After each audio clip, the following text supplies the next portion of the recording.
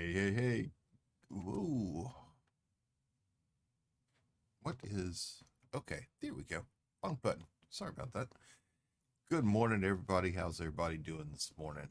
Well, I should say good morning, good afternoon, good evening. Friday morning. Oh, week's over. It's time for the weekend. So hopefully, most of y'all can kick back, relax, enjoy the weekend. Unfortunately, to get ready for Monday again. Apologies for yesterday. Hey, good morning, Death Angel Gamer. Apologies for yesterday. I woke up yesterday and did not have internet. Apparently, my cable company was doing maintenance because by the time I got through feeding the dogs around 9:15, it finally came back up, but still problematic. I wish they'd find some way to give us notice to where I could at least be prepared for it. So I'd give you more advanced notice than, 30 minutes, at least on Twitter. So I do apologize to everybody for that. I guess they try to make it to where they do it when it's most or least inconvenient time for people, but unfortunately, their least inconvenient time is an inconvenience for me. But welcome in, everybody. We are going to start off today with a data retrieval mission. So, yes, we're going back planet side. Hopefully, this time we can get in, get the stuff, and get out. Because Wednesday's expeditions weren't exactly that great. How are you doing today, Death Angel? I hope you are doing well, and welcome in.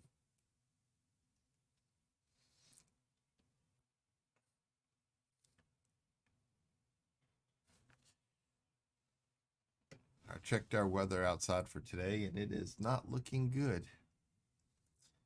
We are currently 6 degrees, and we are expecting about 4 inches of snow before the day is over. On top of the 2 inches that's still already on the ground.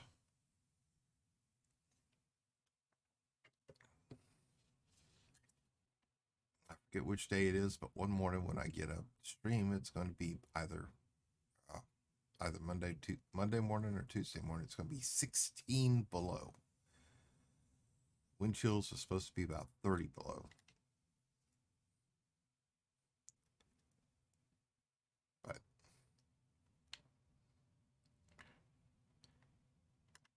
I wanted winter.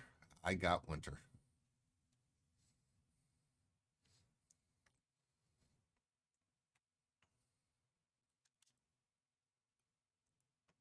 Okay, we're heading to Rain Bending this morning. We're going to get up over there. We're going to scan the nav point, and we are going to go to our lovely little destination world.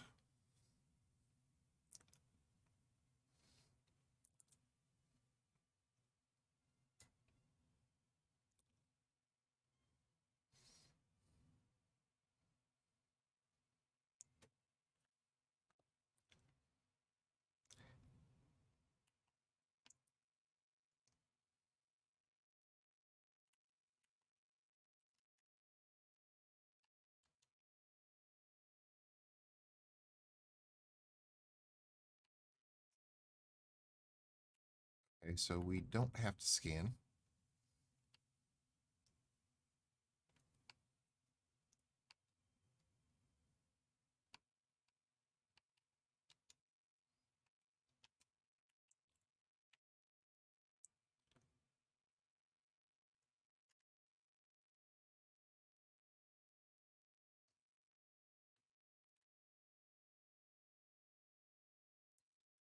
Oh boy.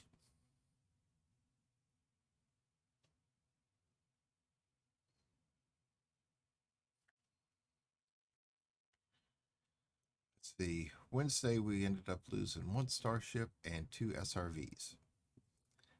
Let's try not to do that again today.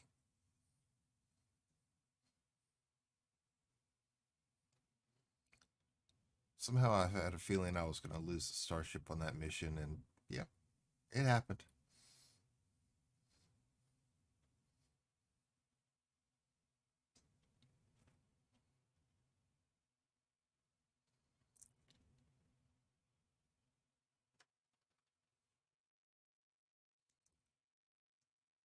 It's all good. We got some good laughs out of it. Because every time I thought I got away, oh, Starship was right there still shooting at me.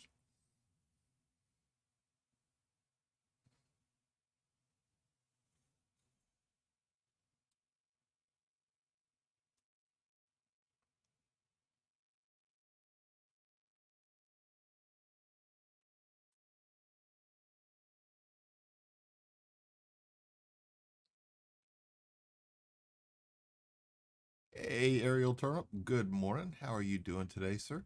Welcome in. Excuse me.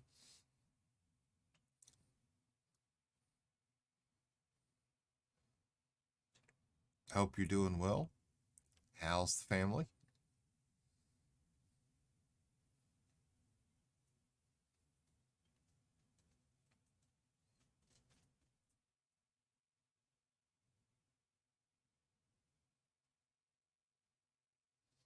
Doing all right. Just taking another day off from work because of ice. Yeah, believe me, I understand.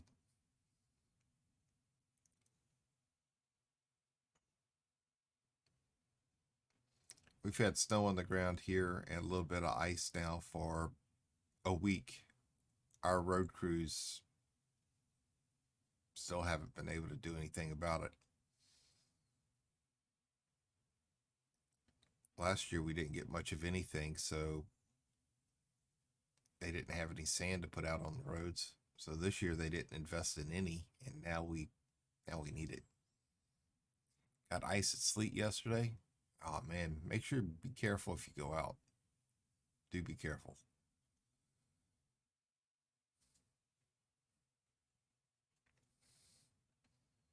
Yeah, we're expecting snow today. We're expecting sleet and freezing mist tomorrow. Sunday is supposed to be more snow, and they're calling for more on Monday. We've already had more snow this winter than we have the past three put together.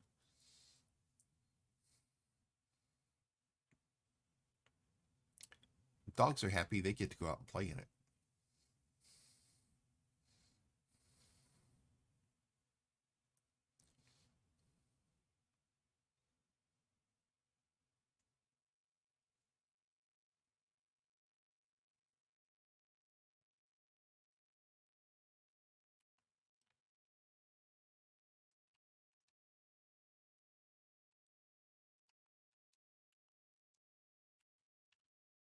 Let's see where we're going to.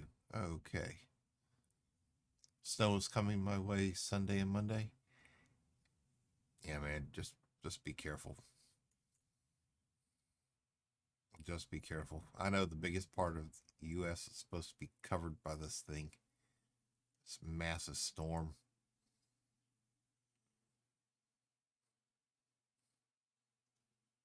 I actually didn't even know it was coming until massive winds kicked up one day when it was already 20 something degrees outside. Because our temperatures were jumping back and forth between 30s and 50s for high, and then all of a sudden one day we had a high of 12.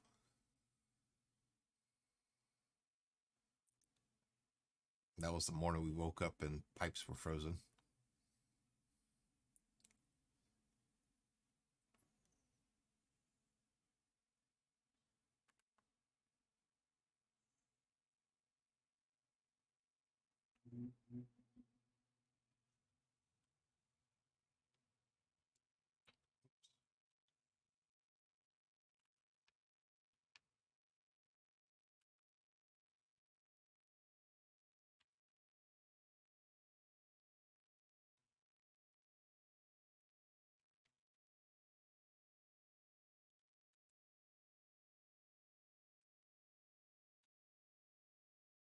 Oh, this is a small little planet. We're going to bypass this sucker real quick.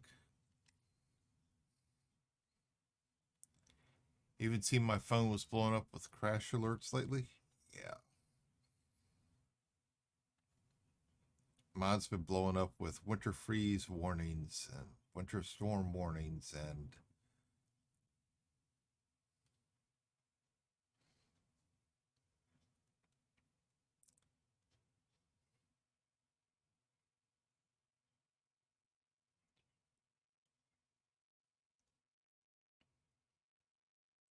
got my phone programmed into the alert system to kick in whenever something goes wrong. And man, you know it's bad when it starts giving out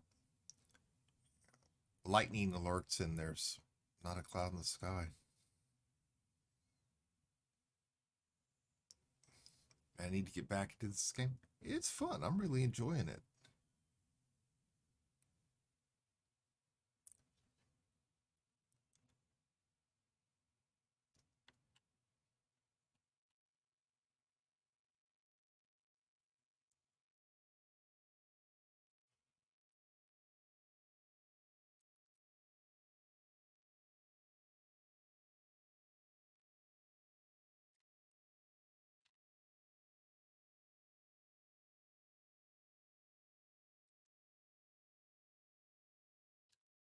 It starts to slow down now.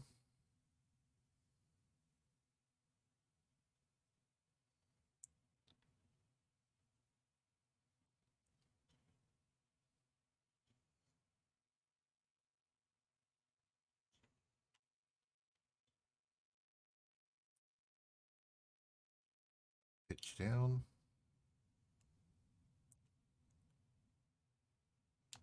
Whoops, that was unintentional. Wrong button. Wrong button. Hey, good morning, Imfried. How are you doing this morning, sir? Welcome in. Welcome in.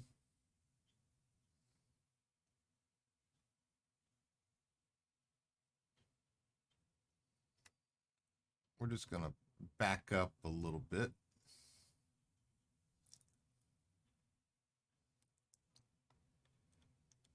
How you doing? You playing some Farm Sim this morning? Cool, cool. I think this weekend I'm going to give it a shot, play it a little bit, see if my attitude toward it's changed some, because Farm Sim just isn't my kind of game. It just isn't.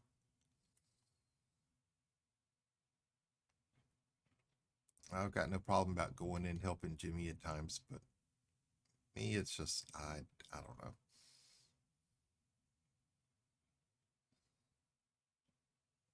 I always give games a good couple goes, even when I get to where I don't really care much for them or they're not quite what I normally play.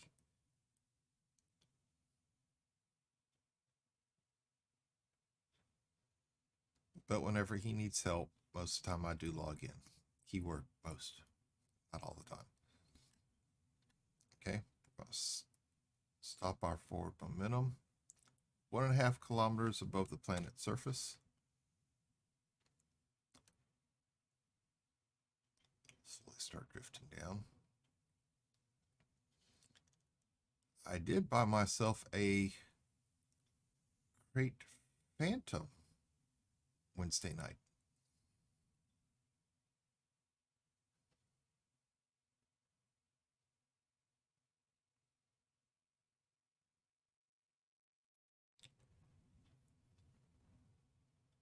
Slowly descending.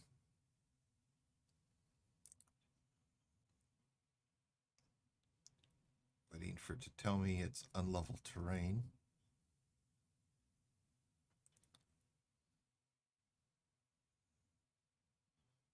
There we go. All right, let's turn on our night vision, see what we got around here.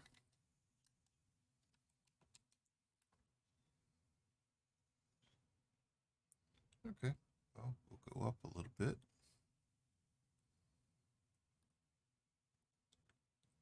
Move a little bit forward. This area looks a lot better. I loved it, but since switching to the PC, I kind of lost that loved.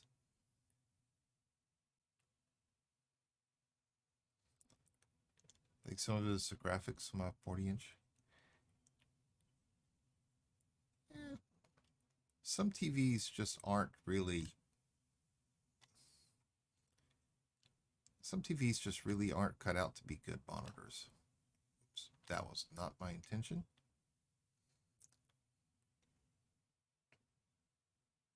I've got one TV I would love to use as a monitor, but it just doesn't work.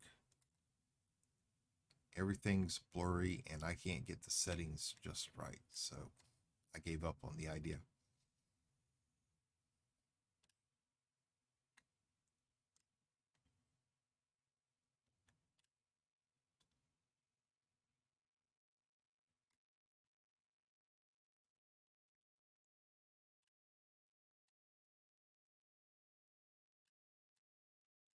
Probably going to be one of these worlds where I am not going to find a suitable spot anywhere close by. All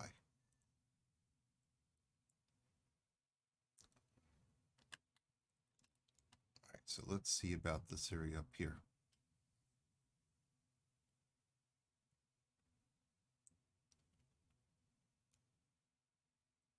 I know I'm getting a lot closer to what I really want to.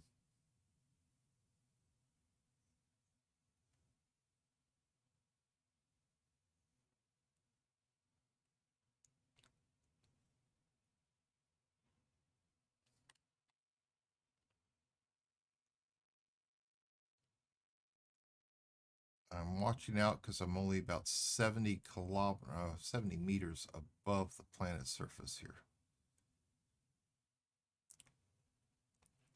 Every place that looks flat apparently isn't.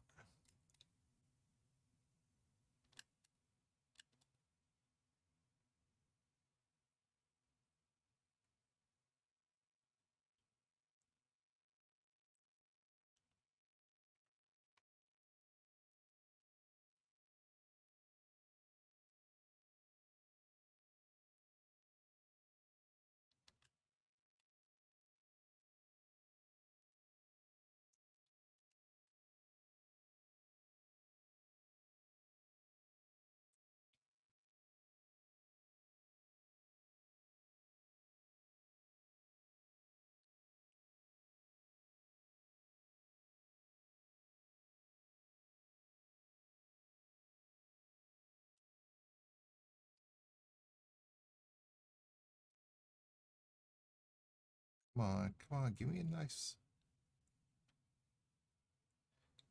I just need one little spot.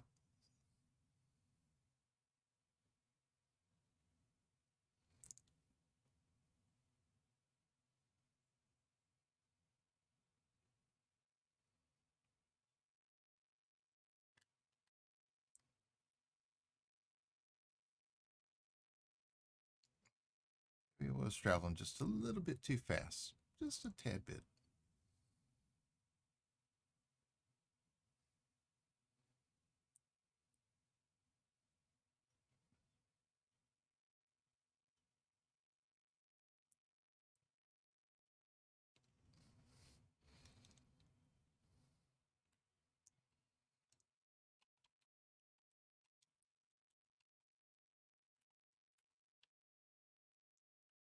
No power to the hangar.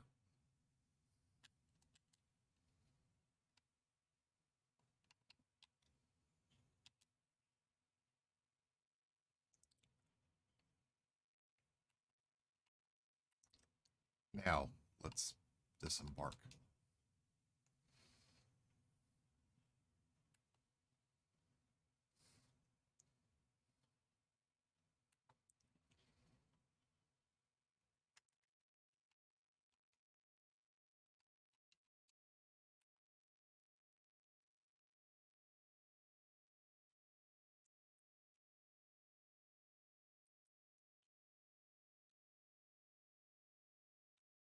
Okay, I know we're about 5 kilometers away from our target.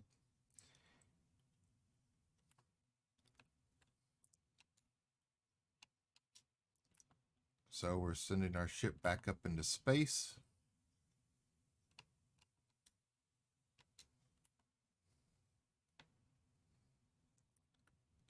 Tagging this place. What was it listed as? Medium security.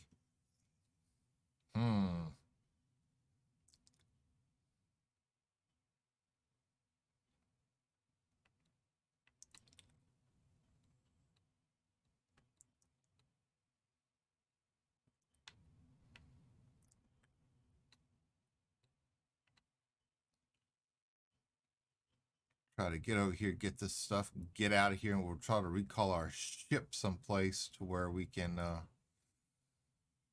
hopefully meet up with it and get out of here before we get blown up or it gets blown up.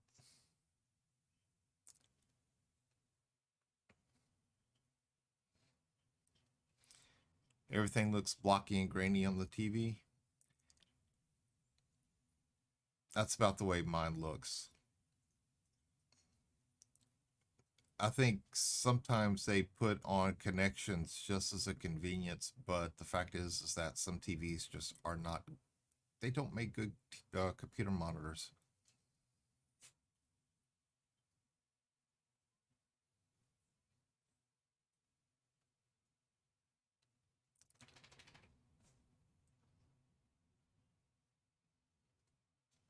Our living room TV behind me, it's 40-inch, and I know if I hooked it up for a computer monitor, my wife would kill me.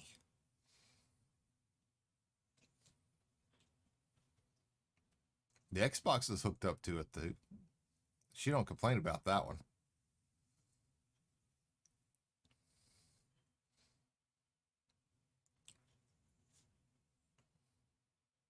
She likes it because she could curl up on the couch with me and watch Amazon Prime.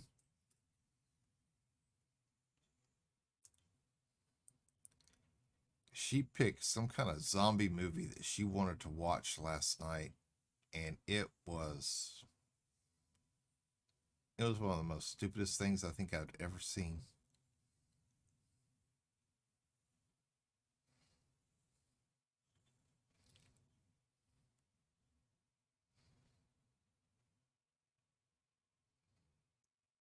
I know we watched one last month. It was a comedy. It was what was it? Dale and Tucker versus Evil. And we were laughing at that one. I almost fell off the couch. I was laughing so hard.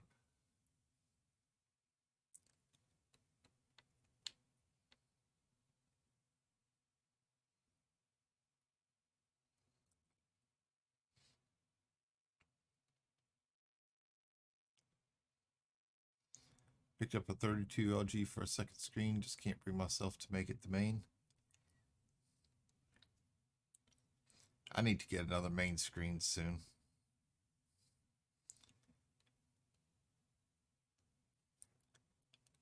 I've had this one for 2.5 years now. It's an Asus. It's a 144 megahertz refresh. It's great. I loved it. When I bought the thing, my wife freaked out when she realized I paid 2.25 for it.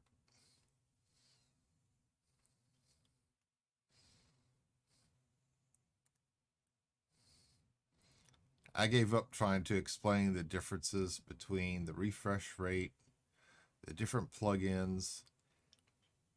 I just gave up on all of it. Kind of like trying to explain Twitch to her. She's like, why do people want to sit there and watch you play video games?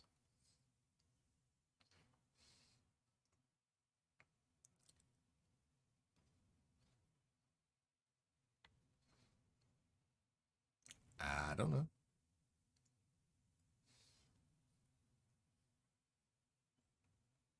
Oh, hello, boys. Hello.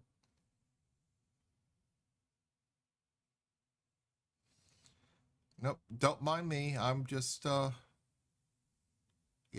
nobody. Y'all don't have to worry about me.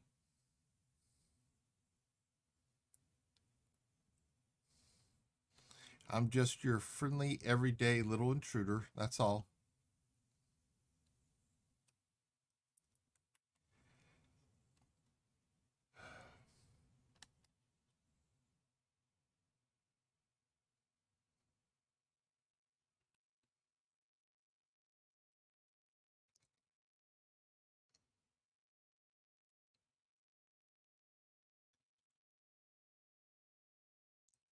I just love how they all have to be right here together at me.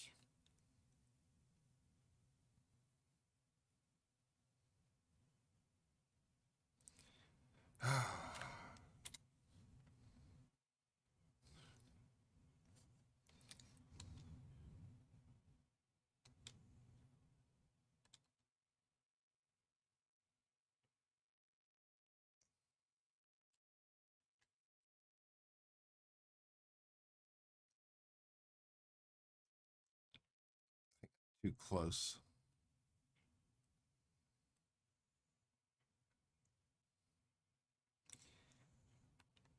I'm going to have to shoot these suckers. That's all there is to it.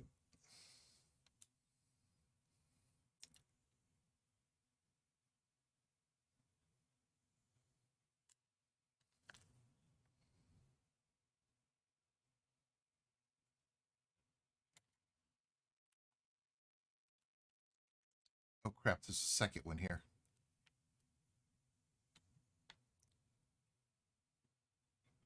Where's the second one at?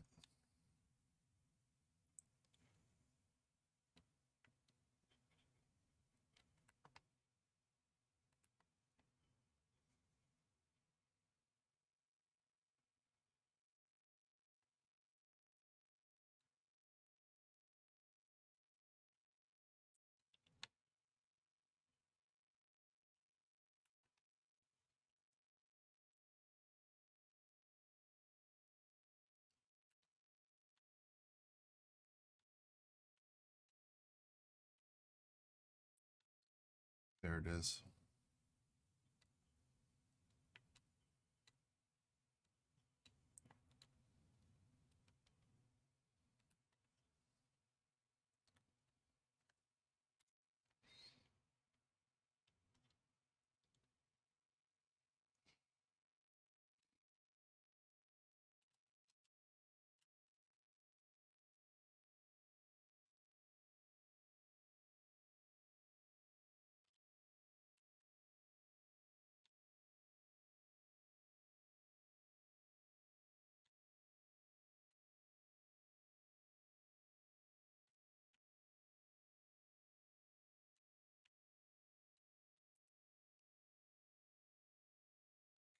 Four, six. There are about 9 drones flying around here. There's no way I'm going to be able to survive that.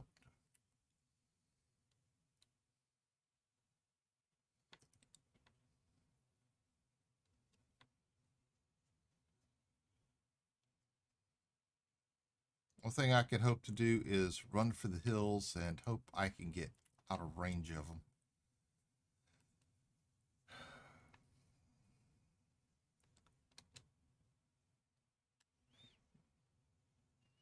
Here we go.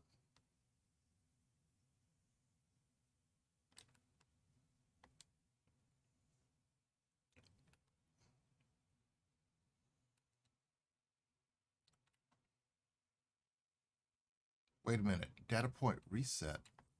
What?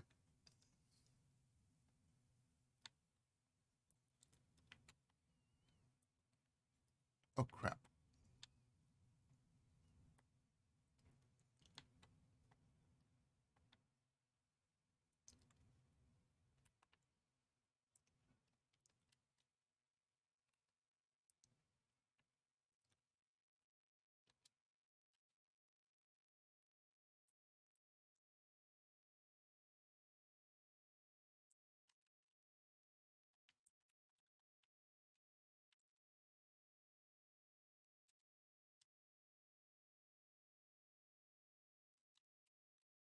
I got to stop doing that.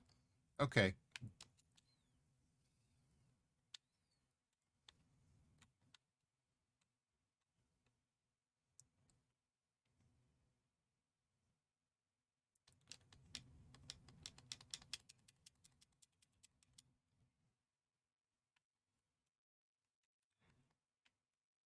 I have to stop doing that too. Oh, crap. Hung up on a rock.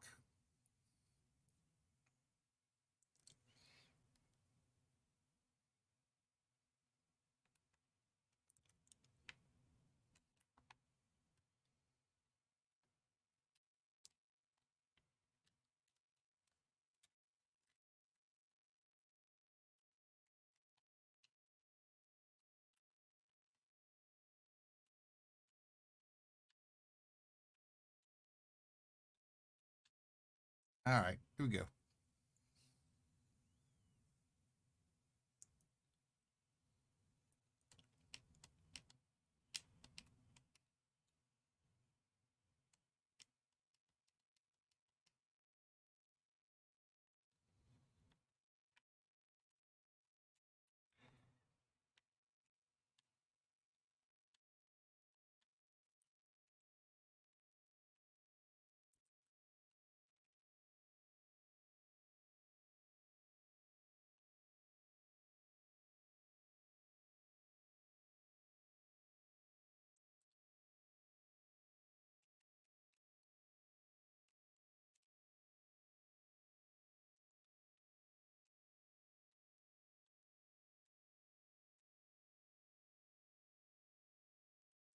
Well, so much for didn't see explosion with by me for a while.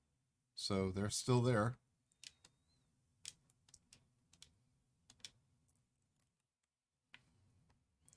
Oh, there's the starship. How nice.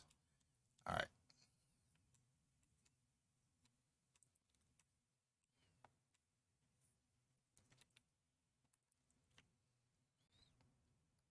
That's not what I wanted.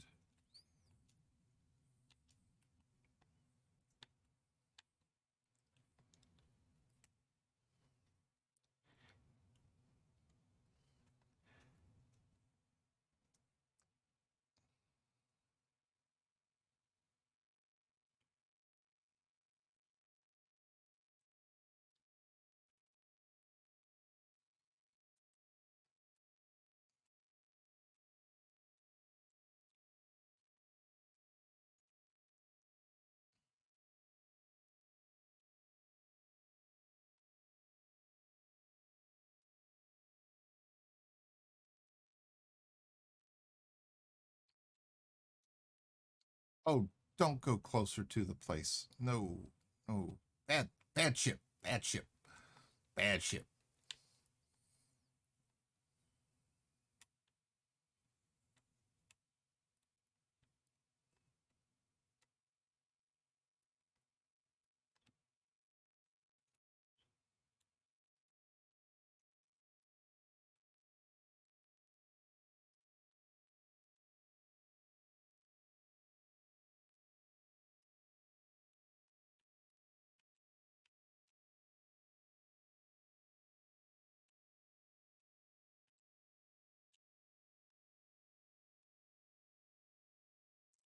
He really doesn't want me getting to that ship. Crap. Wrong side.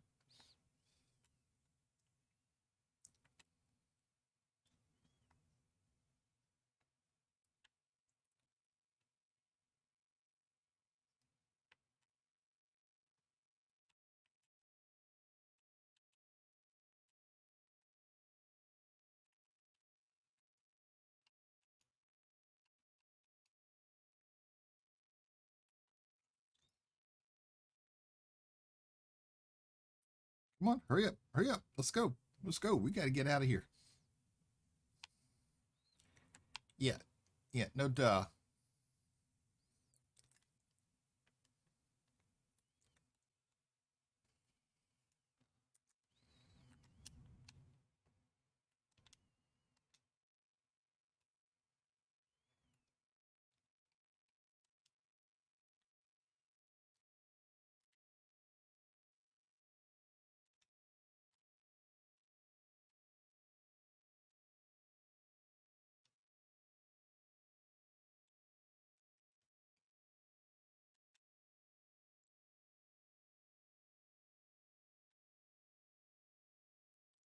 Uh, what is?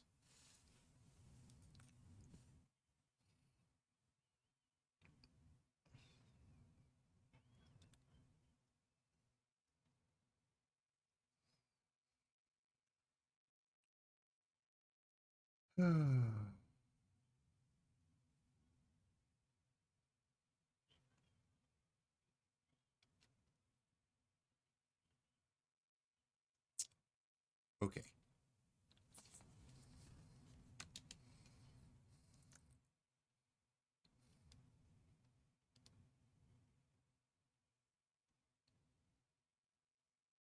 I am being processed as an undesirable.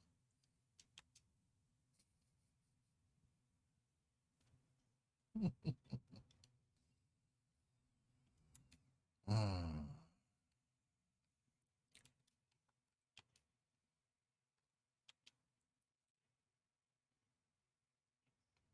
Well, that didn't go as planned. I thought I could get back to the ship and then get off the planet and get away from it. But apparently that wasn't the case.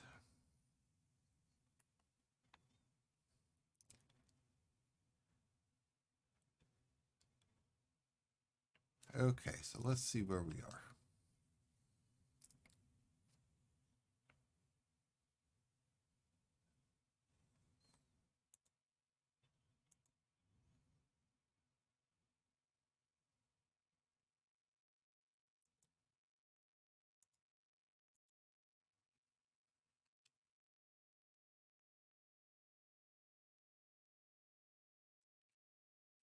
That one just did not go very well. It did not go well at all. I was so sure we could get off that world. I was so sure of it.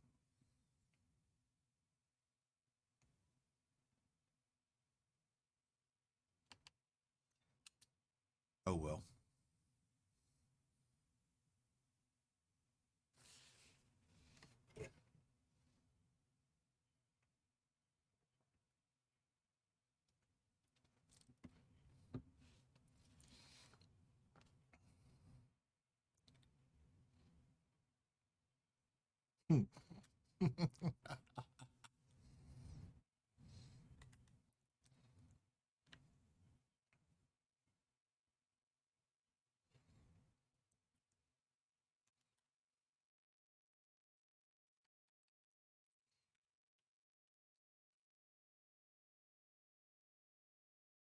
I was so sure we could have gotten away from it.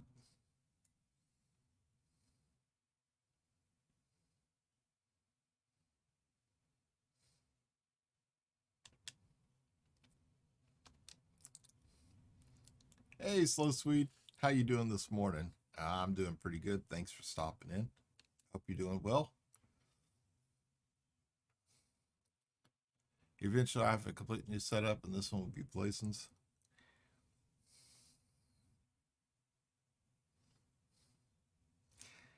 Yeah, I am.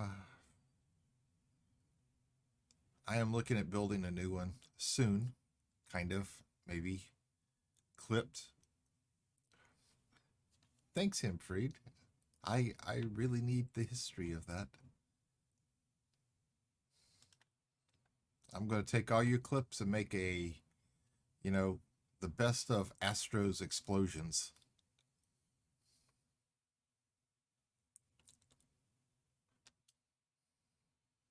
Yeah, no problem.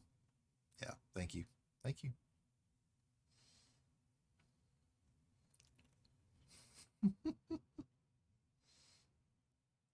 Glad to hear you doing good, Slow Sweet. Welcome in this morning.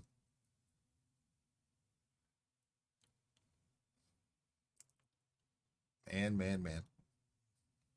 The only thing I can do is sit back and laugh because that's not exactly what I was expecting.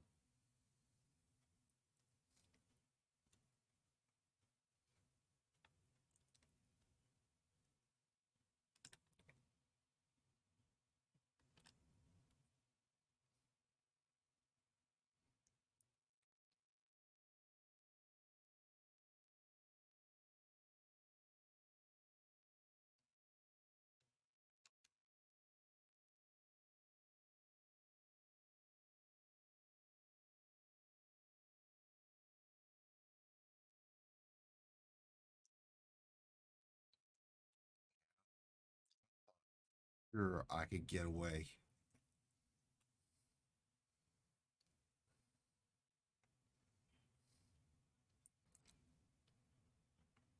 So she took out my shields. She took out the power. She took out my thrusters.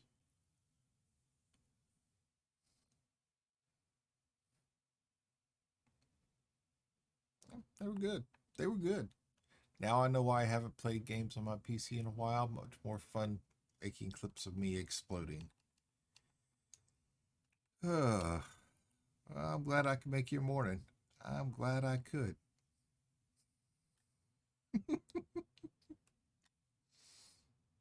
Believe me, after you, some of the things I heard yesterday, I could use a good laugh, and that pretty much was it.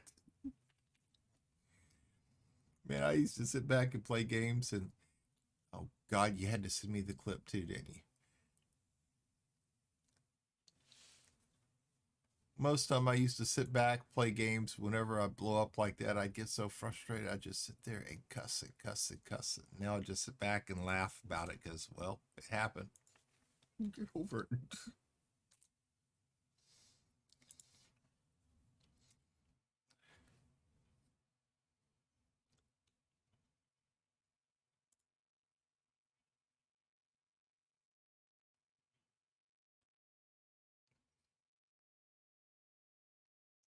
Oops, I think Twitch is having issues this morning.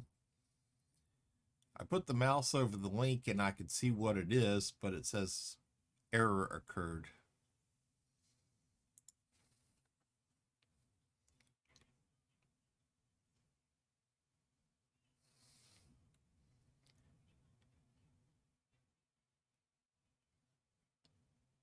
That's kind of like Wednesday morning when we tried to raid and we couldn't.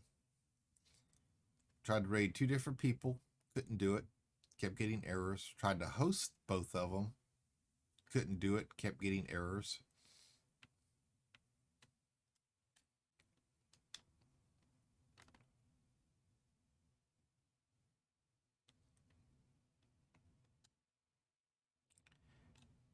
Request docking.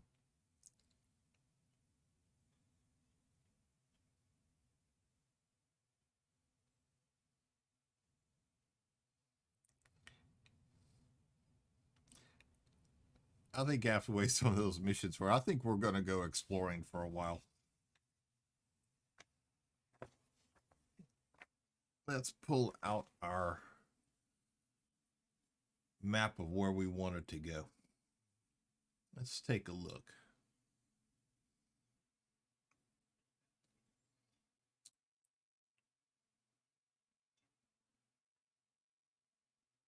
Yeah, we got some pretty good systems.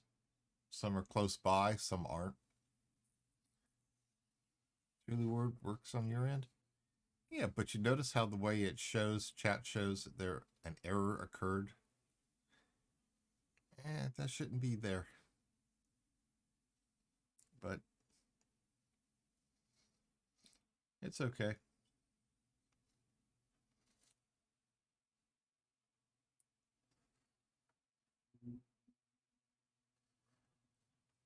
So let's see.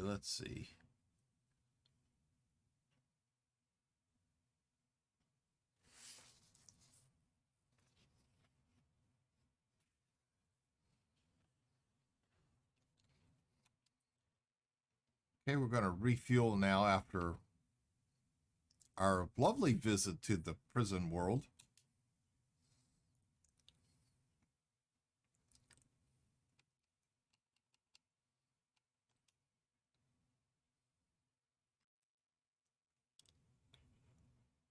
Let's see, the ship is Surveyor 1. Let's see. I believe I took something off of it. Yes, I have.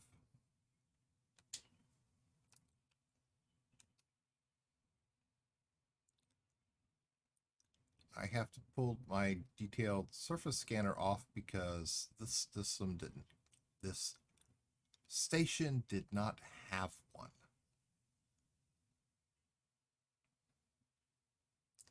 So I borrowed it from this ship and now I have to put it back on.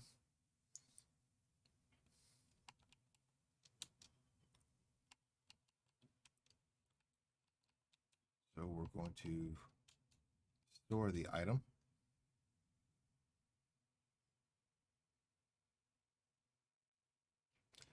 Just wondering for a minute if we were going to be able to store it. Okay, we're going to change ships here. Whoops.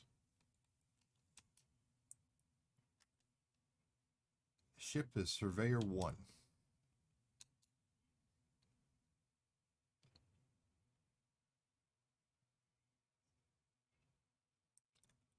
I've got one hauler I use for a fast jumper. It's been stripped down. There's nothing in it. It's just nothing more than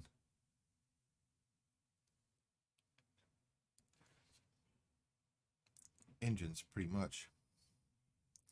Nope, not showing on my end.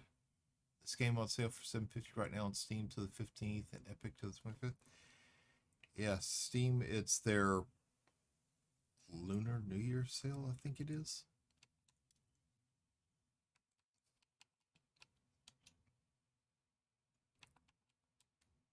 Yep.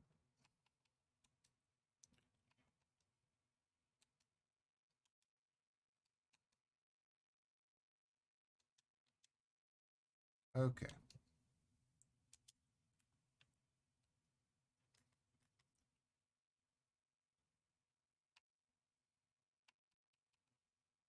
The old surface scanner is going to be set up for Fire Control 2. Now, let's see what system we are going to go visit today. Oh, checking some maps I have here.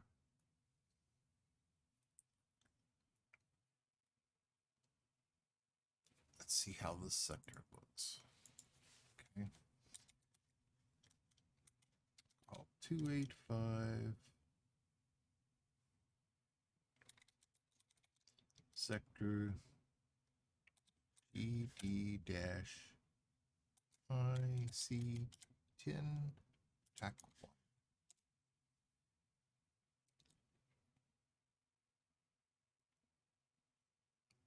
Wow, it's way out there. Okay.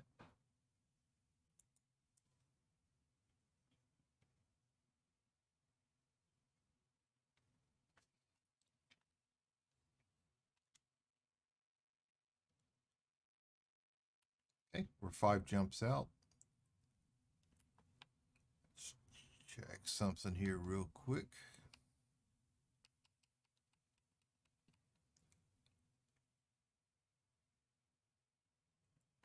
Okay. Let's go on a little journey. Let's go on a little journey. Ah, man, you hoping you can pick it up soon? Well, you never know what may happen.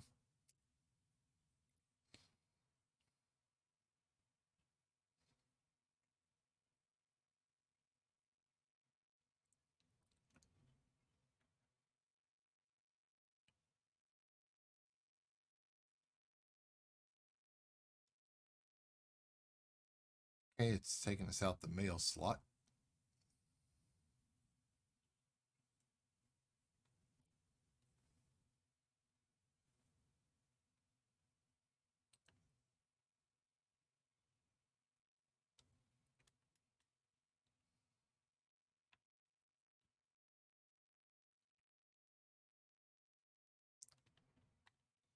Yep.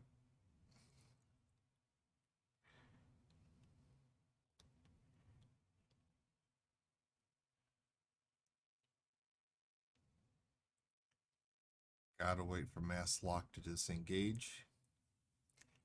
Like I said, my wife doesn't care if I buy a $60 game.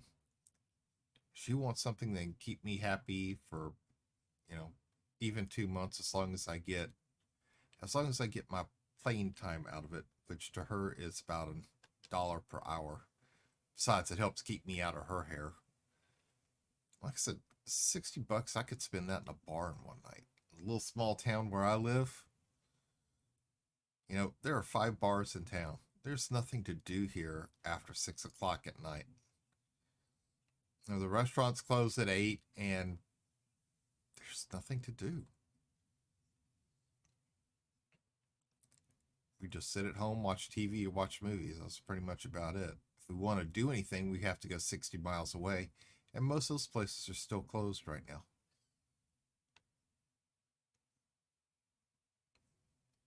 So we just make do. So she's happy. She plays her game. She talks with her friends. So I play my games. I'm with my friends, and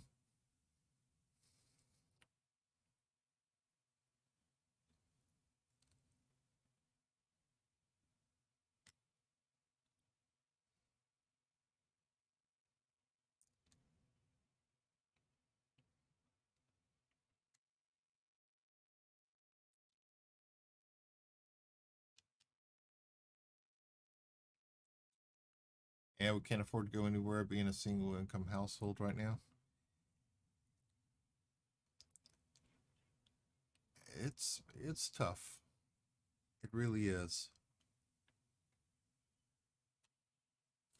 I mean, we used to like to go out, and we'd have one of our friends who'd come over on Friday, Saturday.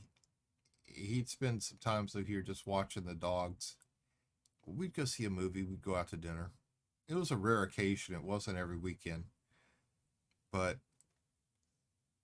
now it's being stuck in the house for almost a year. It's kind of starting to take its toll. And I know that we're all having to go through it, but yeah, it's, yeah. Some of our favorite restaurants, both here in town and Topeka, have closed permanently because they couldn't survive through all of it.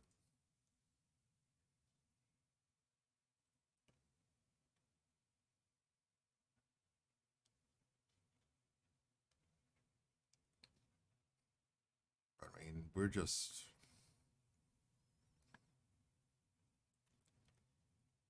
And what makes it worse is it's wintertime on top of that. So cabin fever's starting to set in where you want to get out of the house and go do something, even if it's to go walk around for a little bit somewhere. Our excursion right now is going to the grocery store to walk around. That's, yeah.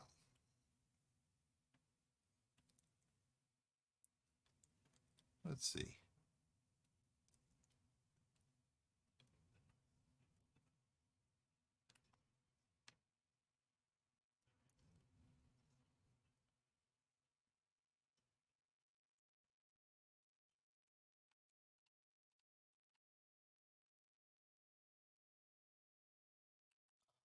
In here. Okay. But yeah, we go to the grocery store to go walk around. So that's our getting out of the house right now.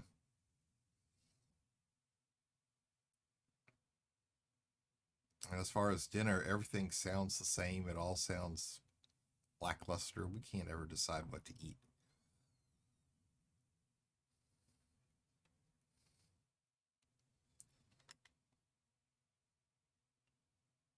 So I think last night we had a breakfast for supper. The night before that we had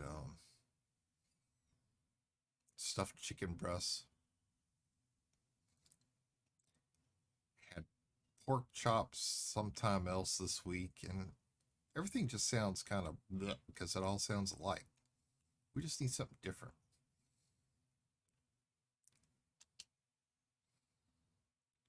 We like Italian. I can't cook Italian. I can't. I make a killer lasagna, but that's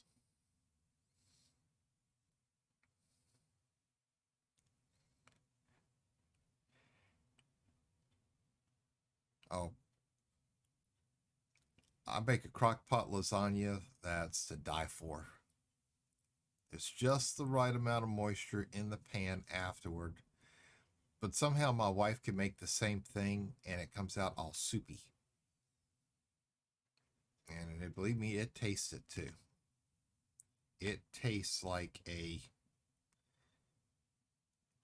it tastes like a lasagna soup. It is bad.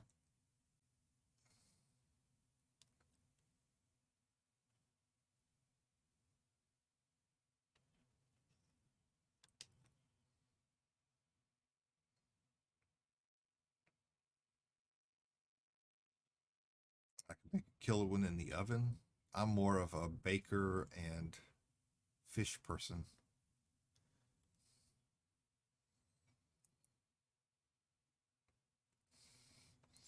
I want the warm weather back so I can use my grill so cool the propane won't flow.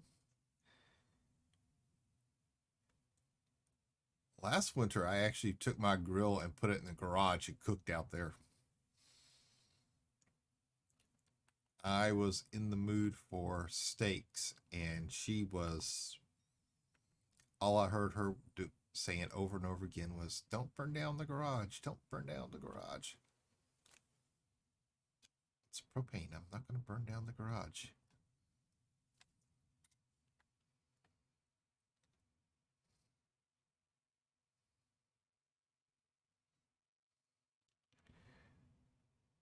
Okay, let's see. We are looking for planet 5, 6, and 7. We're going to cheat. I'd do that if I had a garage. Yeah. Let's see. 1, 2, 3. You know what? Just going to do all the worlds. We are just going to do them all.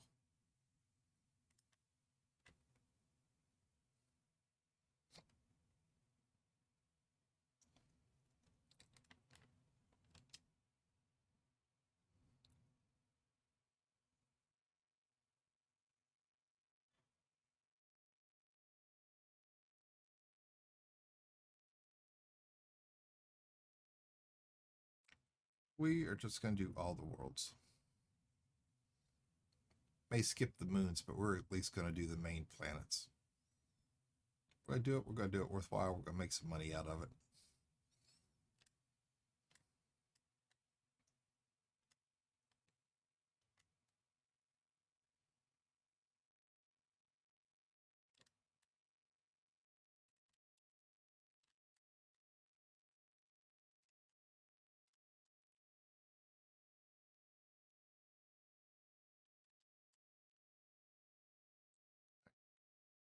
Less than one, we're starting to slow down.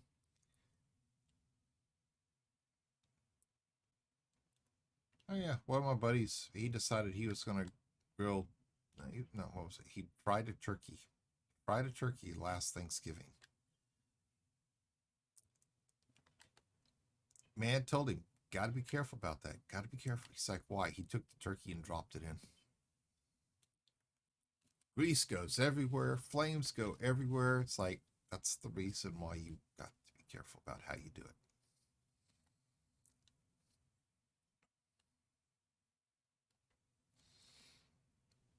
He asked me how come I'm such an expert on it. And it's like, because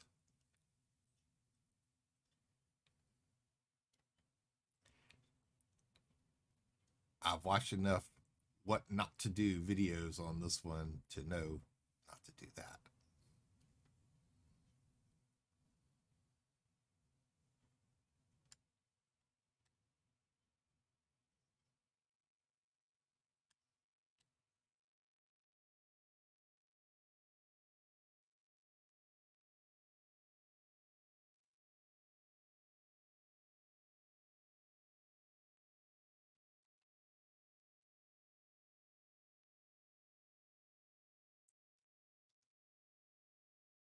Wishing I could have kept a charcoal grill so I could grill in the winter.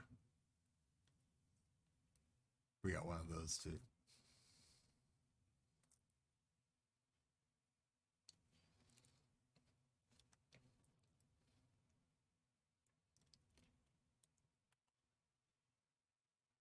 All right, Planet 1 is done. Let's see.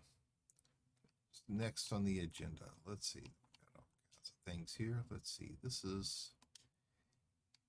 We're going to make sure we're just going to grab them all.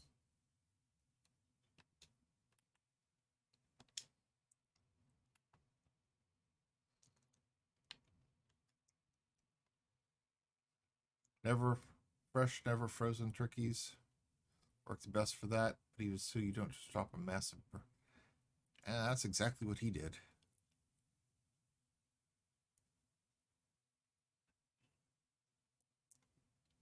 That is exactly what he did. Wait a minute, that one's on the back side of the sun. We'll come back for two. We'll come back for two. Let's see where three is.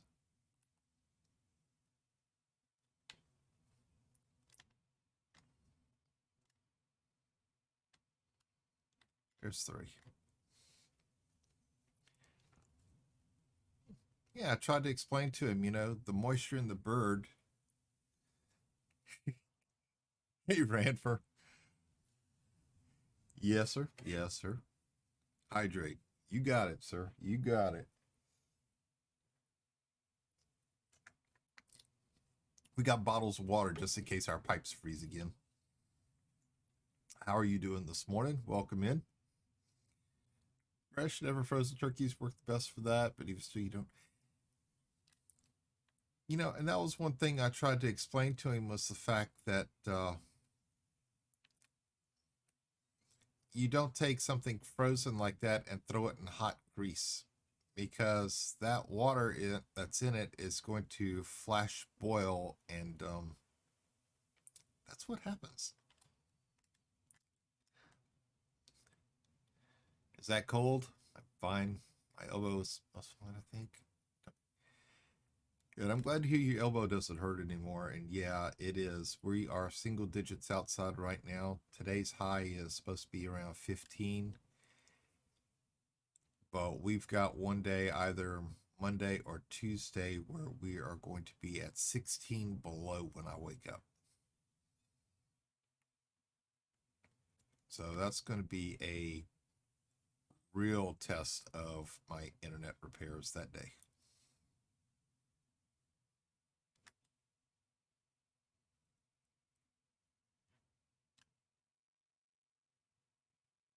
Because it's going to be one of those things of we let the dogs out and we're going to be chasing them back in the house because they're going to want to play, and we're not going to be playing in that.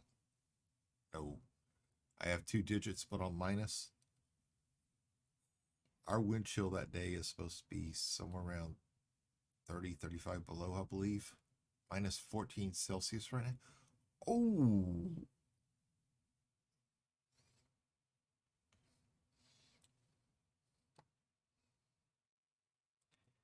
When I drove a truck, I was in Wyoming one time when they shut down I-80. It was 11 below zero. Winds were whipping 50, 60 miles an hour, and the wind chill was about 40 below. And being from southern Louisiana, these guys thought I was nuts because the cold didn't bother me. I got out of the truck. I was wearing short sleeves and shorts. Yeah. By the third day, I was feeling it. We were still snowed in. 15 feels like 8. Yeah. When I went to work, it was almost minus 20.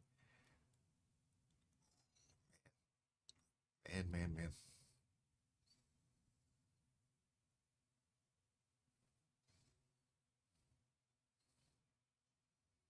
I know this cold blast that's coming through. It's hitting hard. It's hitting everybody hard. I know there's supposed to be this huge stretch from Texas going through Tennessee and all the way up to Maine and New York, I believe. Oh yeah, they're they're getting it. They're getting it hard.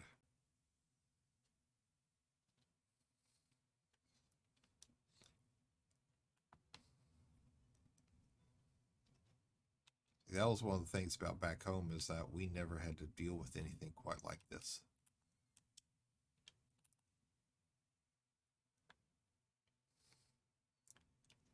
Let's see if this planet's still obscured. Nope. Okay, we're going to catch number 2 now. But people say that our climate is warming up. Yeah, they say that. I think something has happened to where the seasons have kind of changed a little bit. I've noticed that here in Kansas, winter now has started cooling down, like say fall and winter, about a month and a half before normal. Our hottest months used to be August and September, and now they're June and July.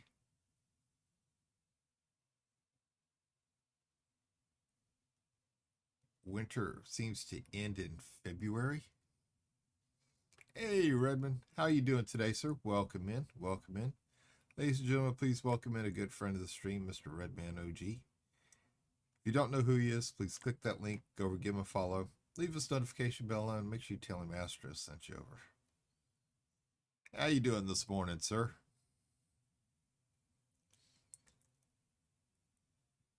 To be honest, if you look at our magnetic field around the Earth, it's changing a lot. Yeah, it is. It is. It really is. You know, seasons always change. The magnetic field is moving, but it's always kind of wobbled because we have no true north or south. It's always kind of wobbled a little bit. At least I remember that part from science class. Doing good. It's Friday. Yes, sir. I do understand.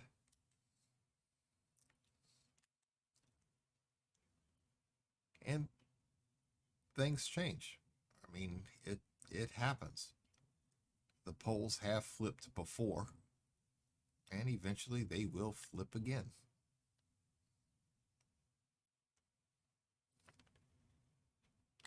It's moved a lot since 90 years. Yeah.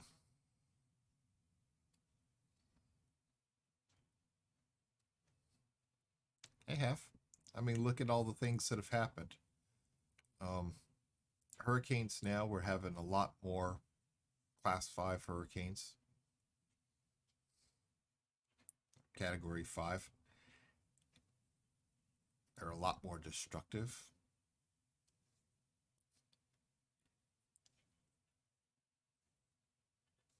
I told somebody it's like the earth was kind of starting to fight back a little bit.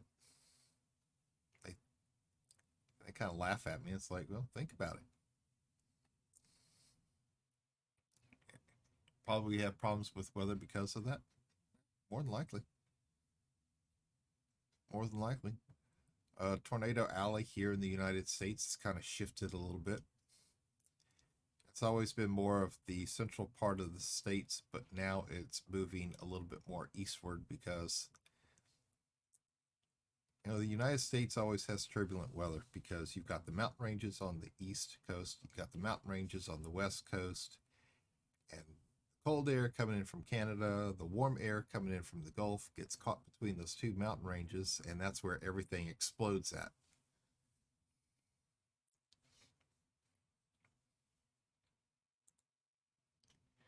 Infree, thank you very much for the host this morning, sir.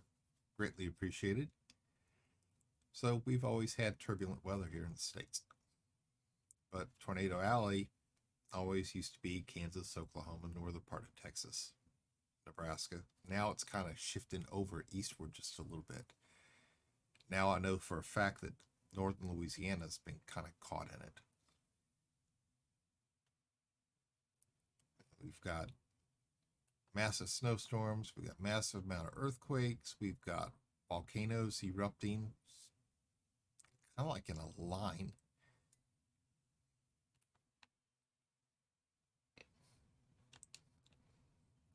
It's like they're telling us.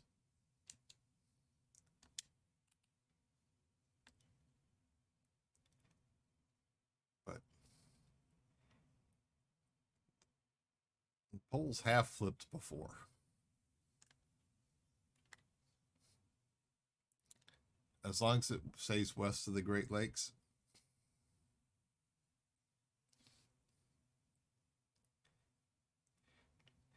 Let me tell you something, Infreed. Nothing's as bad as having a tornado siren go off at 3 o'clock in the morning. You go run outside, pulling your clothes on to go get in the vehicle to go to the shelter, and there's not a cloud in the sky because somebody hit the alarm button by mistake. Yeah. The nuclear plant 5 miles outside town. Yeah. That also occurred. That one occurred at 1 o'clock in the morning because somebody hit the alarm by mistake. Yeah. Our police unit was going up and down the streets telling people to go back to bed because it was an error.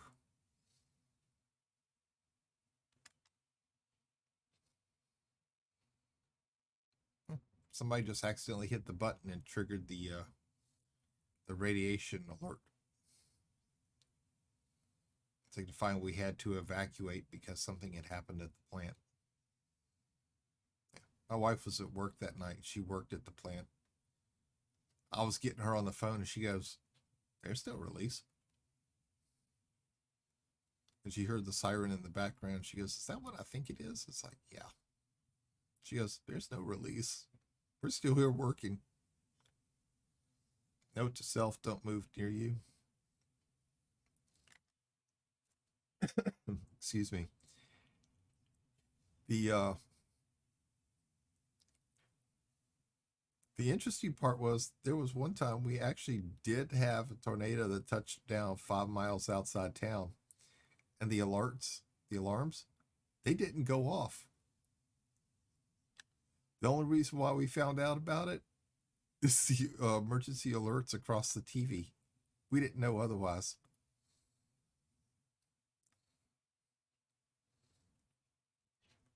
The dispatcher who controls the alarms was never told to activate it. So they had to retrain her. She was new at the job. She'd only been on it for 30 days. And nobody told her that whenever she got an alert like that, she was supposed to activate it.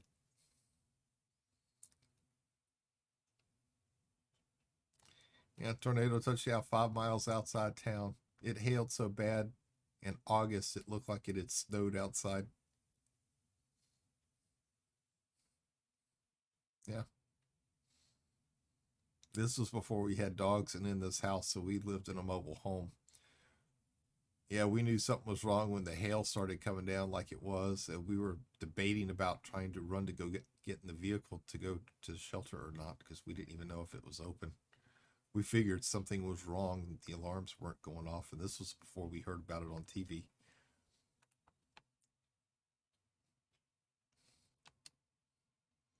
But the weather's changing everywhere. So, I mean, that's about the only thing it really can be is that the poles are shifting. Of course, we know that our governments don't want to create a panic, so they don't tell anybody anything.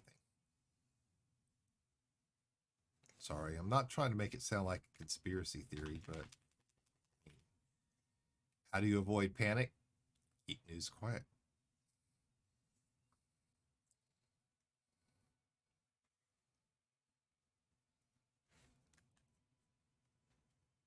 Kind of like supposedly space aliens have come down and visited us, and our governments are well aware of it. They decided to keep it quiet because they don't think the American people can handle it, or the citizens of the nations can handle it.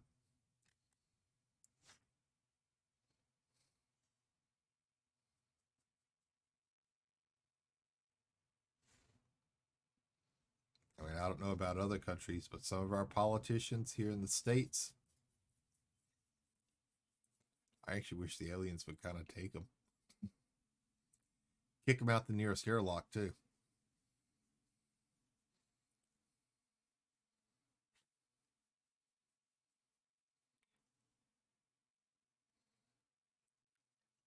That's where I think some people have just lost their grip on reality anymore.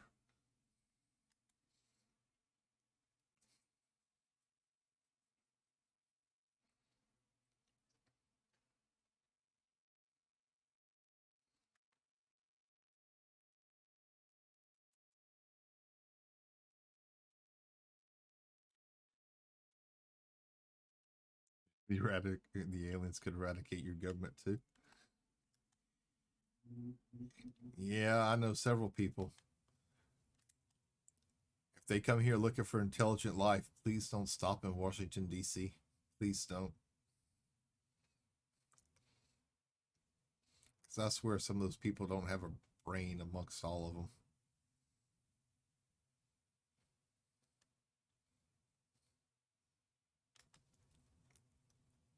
Because some of the stuff they do sometimes, you have to wonder, what the hell are you actually thinking?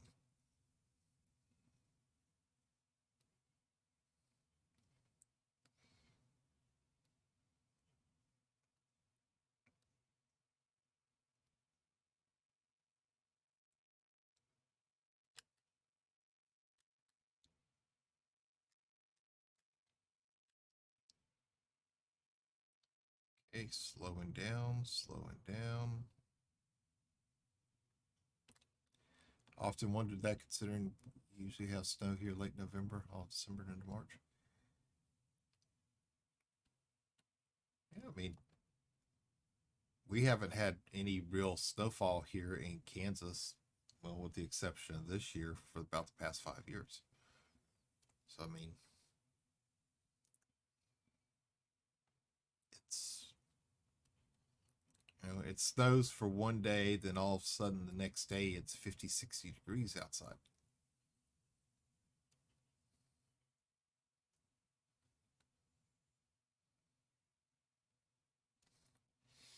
We know our government is turning our country into ruin. You don't really want to get me started on ours.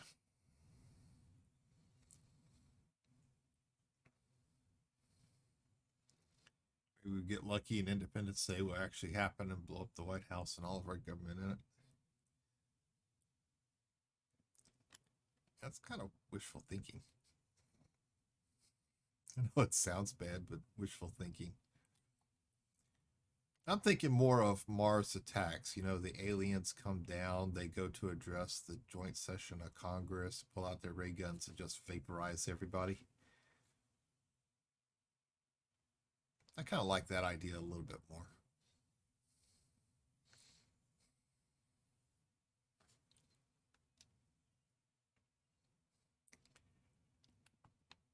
I mean, if we're going to do it, let's do it right. We got to add some kind of comedic value to it, you know, and broadcast it on TV. The alien commander has decided to address joint session of Congress today. Yes, that's right. And just eradicate everybody.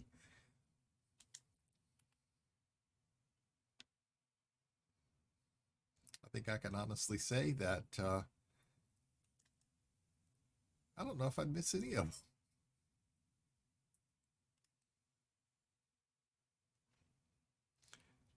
them. Yeah, nice topic.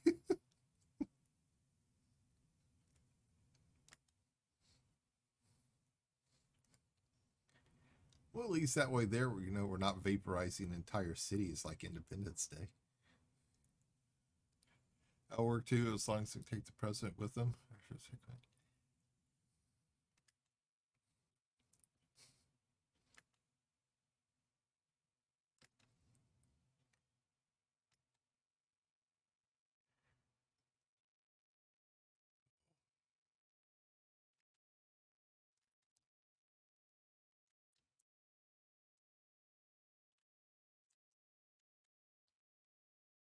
But yeah, Ranford, I really believe that the polls are about to shift.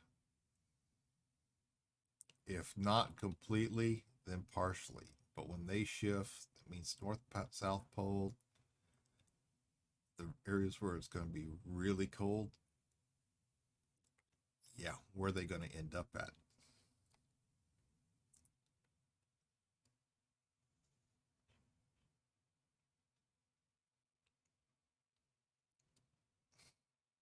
That's going to be the problem. Problem is, where are they going to end up? How many people are going to lose their lives if it does happen?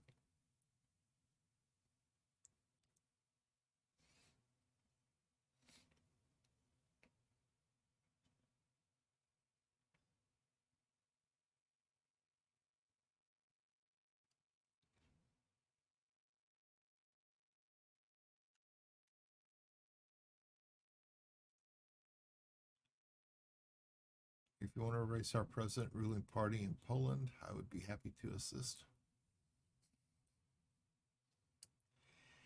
But see, here in the States, you got to be careful about saying that. If the wrong person hears you and reports you, you get a visit from the Secret Service and the FBI.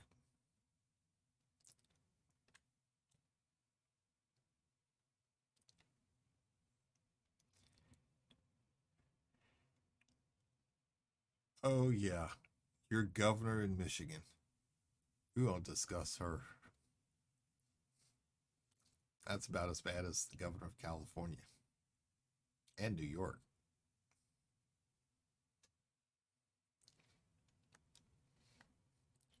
But our governor in Kansas isn't much better.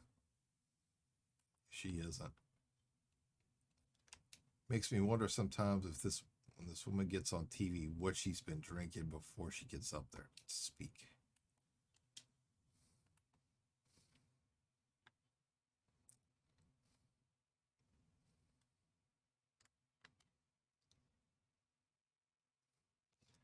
That's why I like my country. No one gets.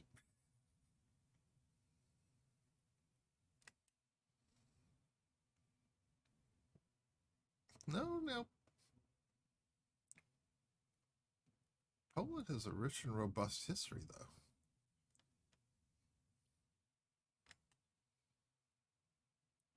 Every country in the world is unique because of its history.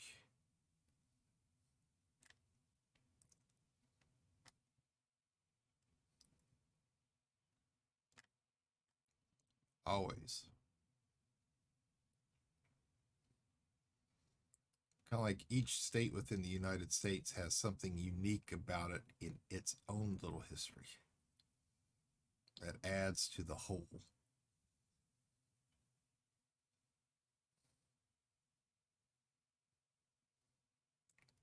Kind of like Louisiana, Baton Rouge was named for breadstick. It was the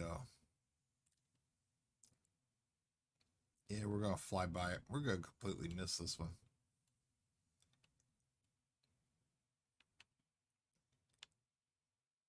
The explorers came upon sticks that were marked with red, and what it was is they noted Indian hunting grounds. So Baton Rouge was named for red stick. I remember that part from the history, but I don't remember exactly how Baton Rouge and red stick were supposed to come about, or how the name was supposed to be about the same.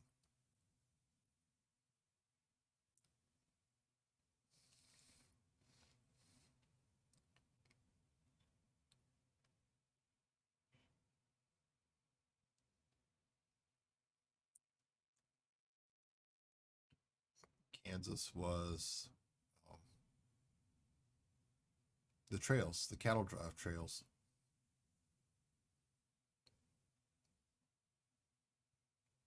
Dodge City in the western part, Kansas City in the eastern part.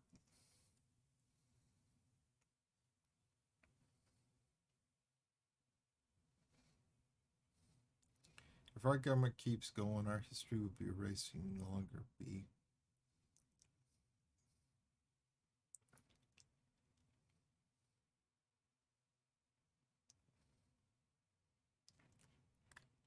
Yeah, that's.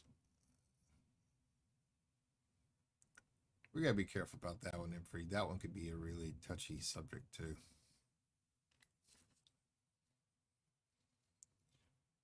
More like the new hateful conduct policy, that one can kind of fall under it, so we gotta be careful with that.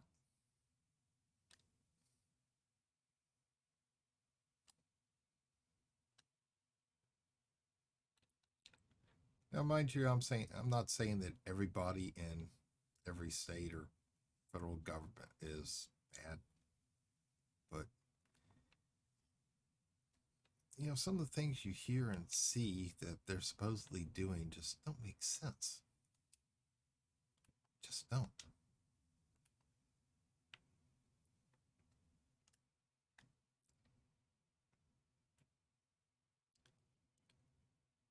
I mean, when I was in the military, the key thing we were always told was you may not like the man, but you have to respect his uniform or his office.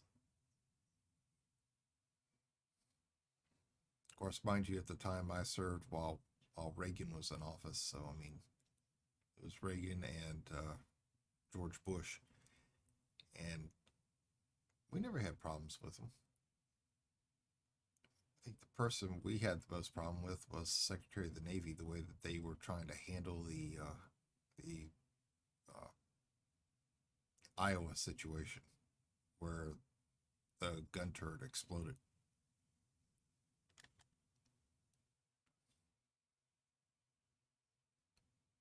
That was the first time we had experienced a mandatory stand down for safety briefings. Yeah. I had so much work to do. I was behind on everything, and we had to stand down for a day to attend safety briefings, and I wasn't allowed to do anything. So I had duty that day, and after the briefings were over, I was trying to catch up on work that night. My division officer came in there and he started bitching at me because the fact I was doing work. I was duty. What was I supposed to do?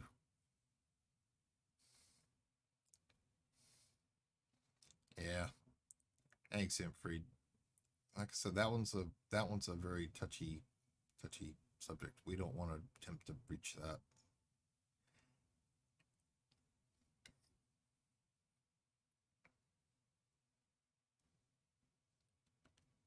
And we used to get in trouble because outside CIC on our little small ship, we had a women's head right there. All it was a little toilet and sink. We never had female visitors on board our warship. Never. So it was always easier because we were always so short-handed just to run in there real quick, do our business, get out, and get back to CIC. Because if not, we'd have had to go down one ladder, cross the deck, go back up another ladder. It was really an inconvenience. So we were having to run to do it because we were so short-handed. And they got mad because we were using the women's head, but we kept the thing clean and spotless. So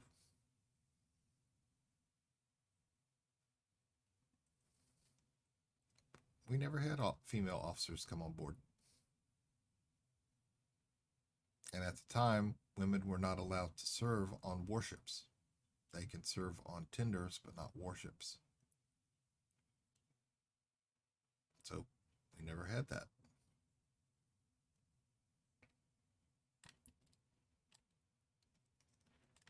Finally, the first time I ever saw a female officer come on board, it was just before I got out. She came in to do an inspection.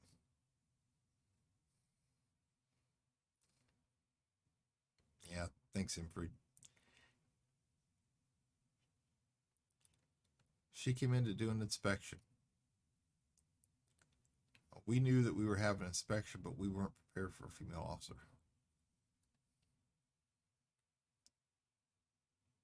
Oh, she was very nice. She was very nice. She wouldn't expect like you were expecting her to be of a hard ass. She was very nice. She was very cordial. She talked to us like we were the same rank, same level.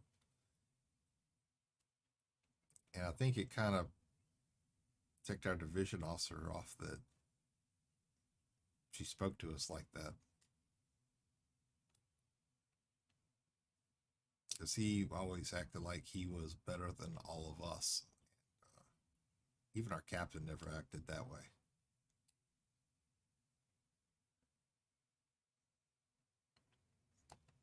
Now, if you got out of line and he had to address you, I mean, he could rip you a new one. Because I was on the receiving end of those a couple times.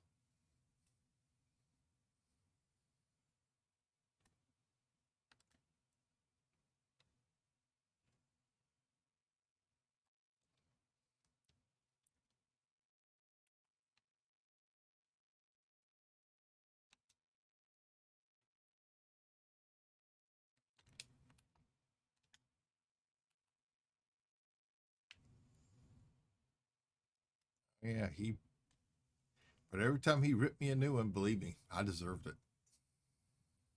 I deserved it.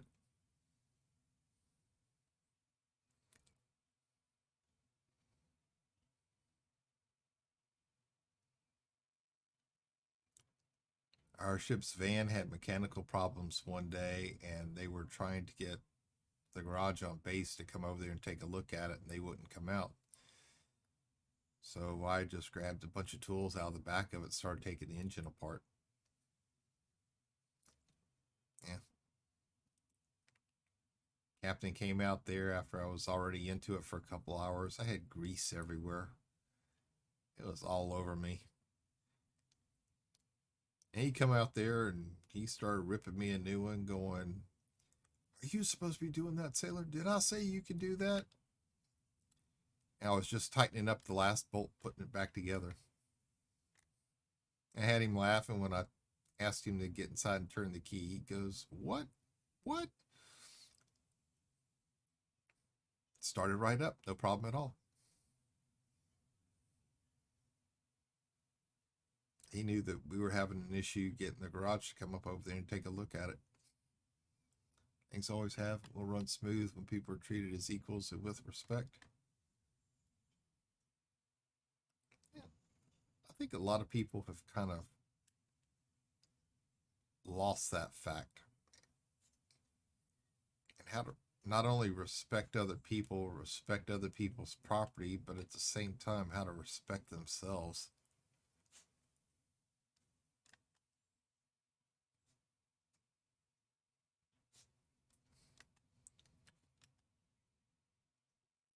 And a lot of people would be against this, but I'm one of the people who's all for mandatory military service.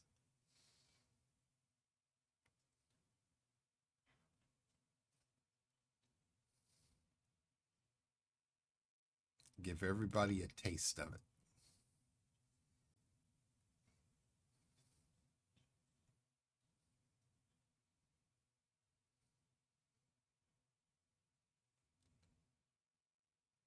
I know the Russians used to do it. I don't know if they still do, where they used to conscript everybody for, I think it was 2 years. I know the Israelis do.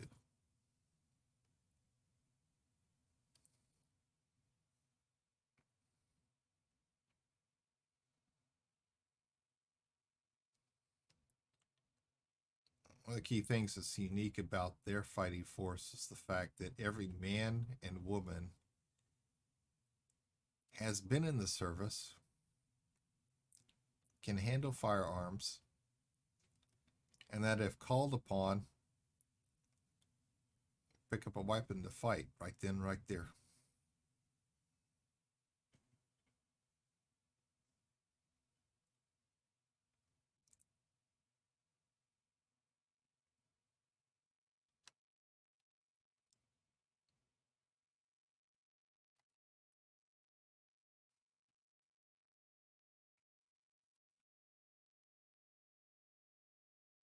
But, that's just me and my belief. But I really think it would help a lot of people out if they did. Hey, morning, Chakota. How you doing this morning? Welcome in.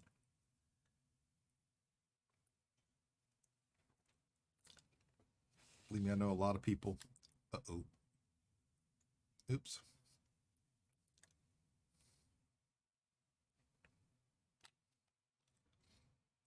I know a lot of people would be against that. You doing pretty good? Good. Glad to hear. How's your mom and everybody doing? Hope they're well.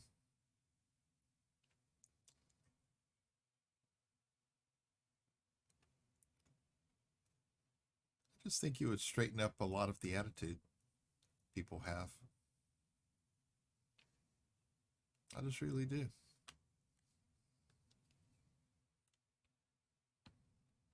Because there are so many people that have attitudes. It'll get rid of the entitlement. It'll get rid of all of that. Yeah, they're good. Looked like I was the only one with the stomach bug. And you always got to be careful because the weather changes like that. That's how everything comes up.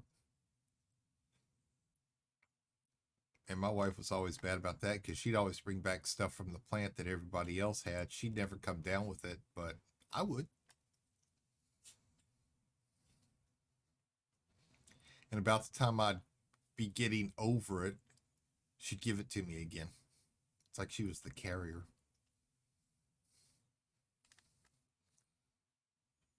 I used to always joke with her about that. The moment she'd come home from work and she'd start telling me people were sick, I wouldn't even hug her and kiss her. It's like, go get in the shower, go wash up. I'm not touching you. If everybody, your work is sick, I'll soon will be too. So let's just go ahead and get it out of the way now.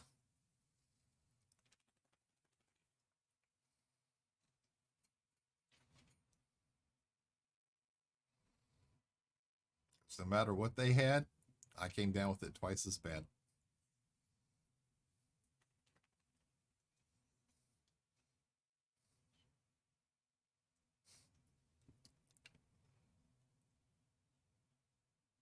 And man, she gave me a stomach bug one day. I had it for about 10 days. I lost 50 pounds.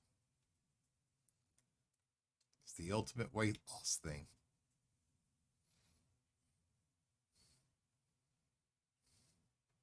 I was so sick. Yeah.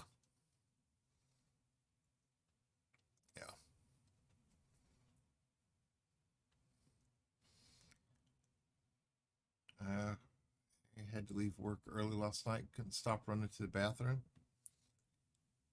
Could be weather changes. Could be something you ate just didn't agree with you.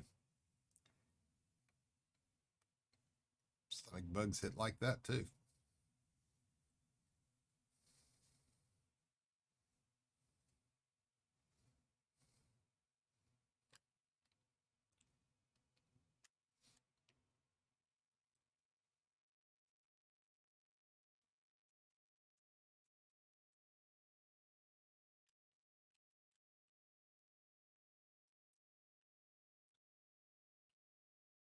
I mean, I've been so bad sick before where I got so cold I had on 2 pair of sweatpants, a couple sweatshirts piled under heavy blankets, and then 5 minutes later I'm yanking it all off because I'm sweating up a storm.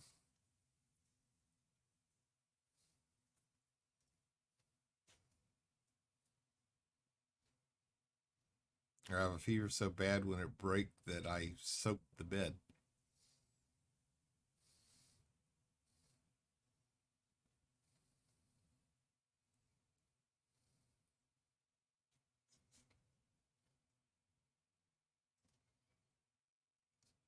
From sweat. From sweat. Nothing else. Just sweat. Been there.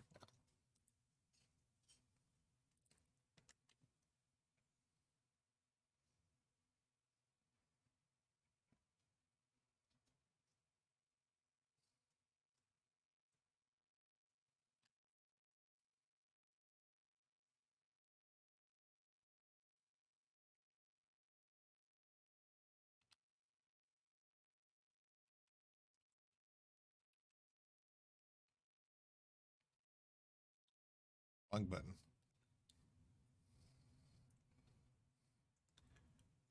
12 probes. We're a big world.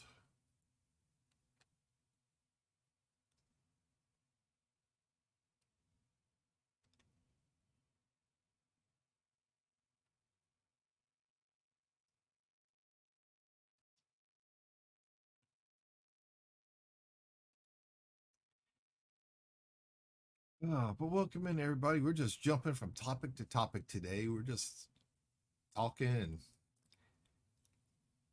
not blowing up for a while.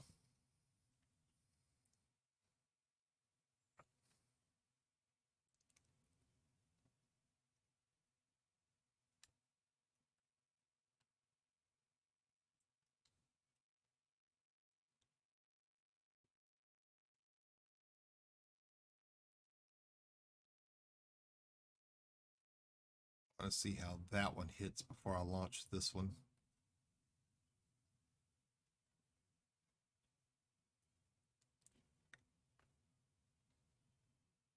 Okay. I can handle that. That looks good.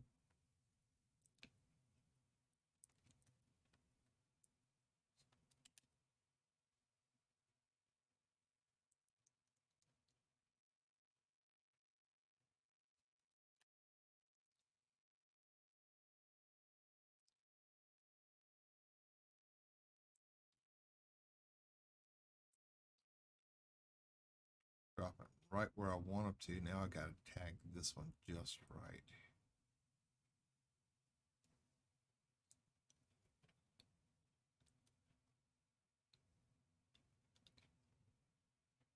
And that one should hit close to dead center where I want it.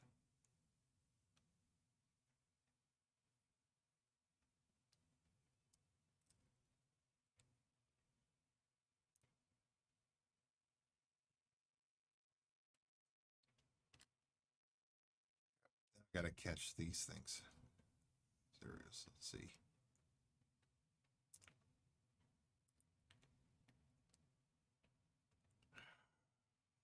I need a lot. I mean, I've got 2 probes left.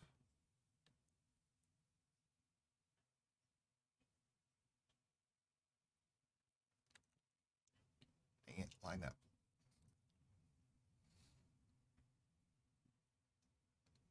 Gonna launch that one there.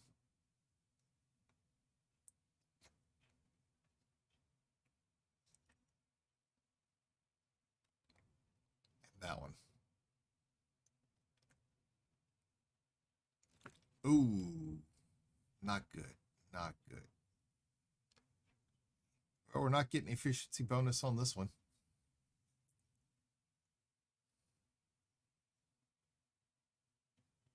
They landed a bit too high.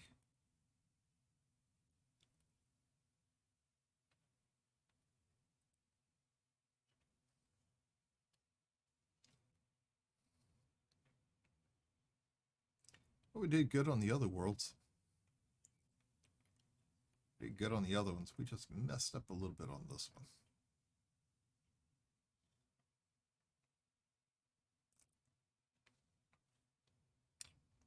One over.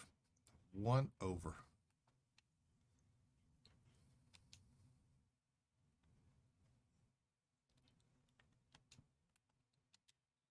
Catch the first moon.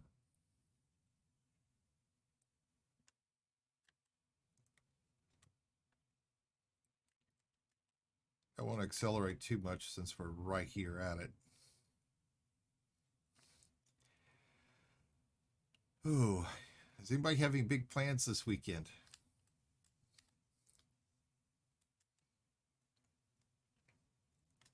Mine's going to be trying to stay warm.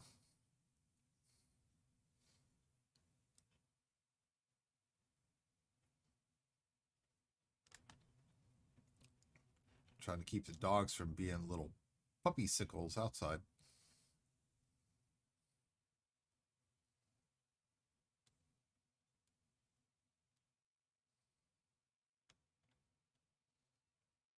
Can't afford any plans this weekend? Yeah, I'm sorry, I'm afraid.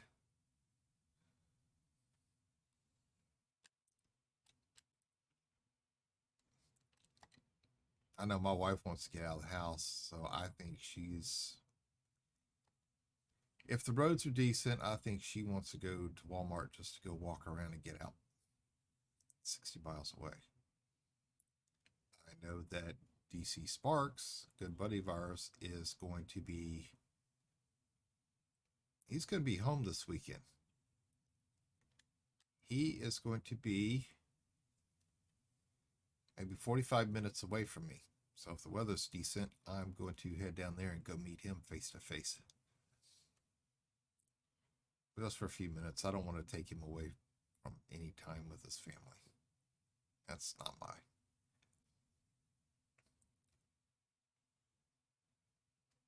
Yeah, I was surprised when he said that he was coming to Kansas this weekend. Damn, dude, where? I was thinking he was going to be far away. It's like, no, he's going to be relatively close. Kind of like that day I found that Titus Rebel actually lived 20 minutes away from me.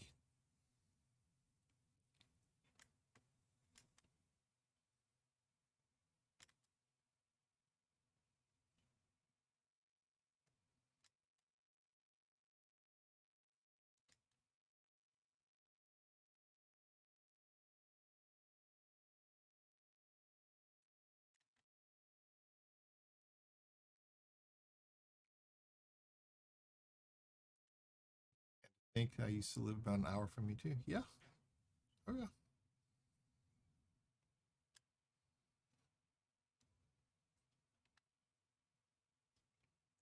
I know that there are a couple people in Wichita from all of our communities. I know that there is somebody in Hutchinson's. A couple people from Kansas City.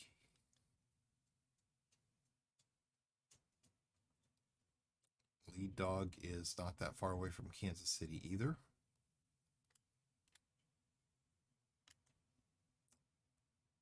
It's just amazing how close that some of us really are to each other.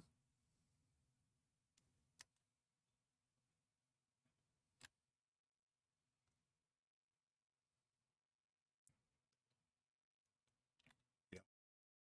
Can't afford to do anything while someone else in the house goes and blows money on.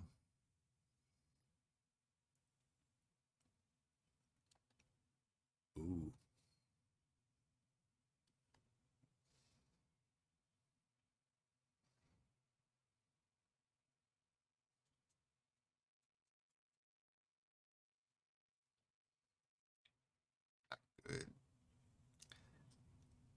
My wife did that one time. We were extremely tight on money, and she went out and bought something that we really didn't need and we really couldn't afford. And we got into a big fight about it. This was several years ago. And I made her go take it back because we really couldn't afford it. And she's never kind of forgiven me about it either.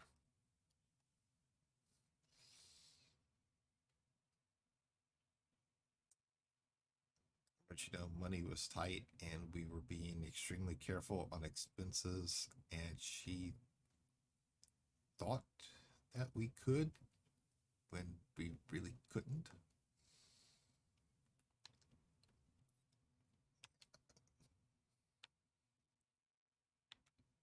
She didn't talk to me for 2 weeks. Yeah. 2 weeks of peace and quiet in the house. The only time she told me supper was ready was when she walked in here and dropped my plate in my lap. Thankfully, there was nothing in it. That's how she let me know supper was ready.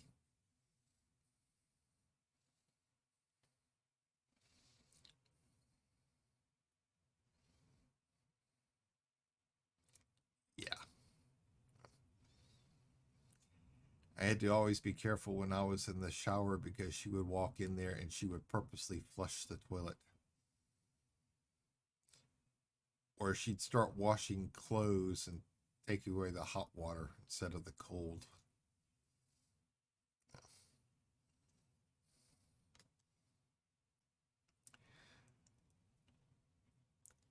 Only problem with that one was the fact that in the Navy, our hot water tanks kept breaking down. So we got used to taking cold showers. So it didn't bother me as bad. I did it to her one time just to let her know what it felt like. I was in the doghouse on that one too.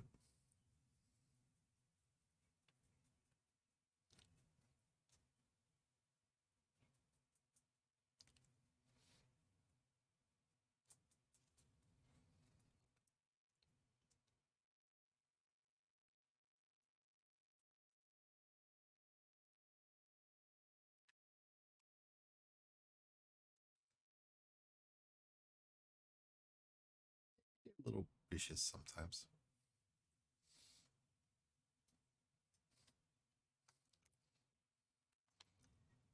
It's not anything really to hurt each other, more just expressing our displeasure.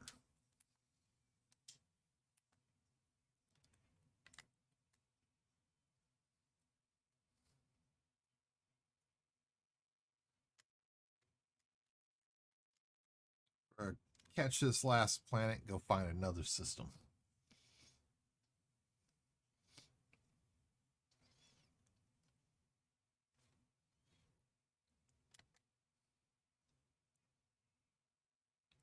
But before we do that, we're going to have to go back to the sun and fuel up some. Yeah, we're definitely going to need some fuel.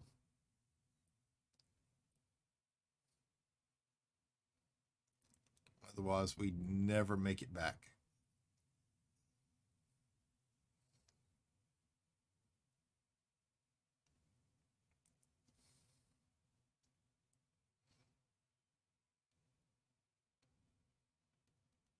Yeah, kind of like that day that she was pregnant, had the new jeans, asked me if I was fat after I'd been drinking, and told her, "Sure, honey, you're pregnant." Slept on the couch for months.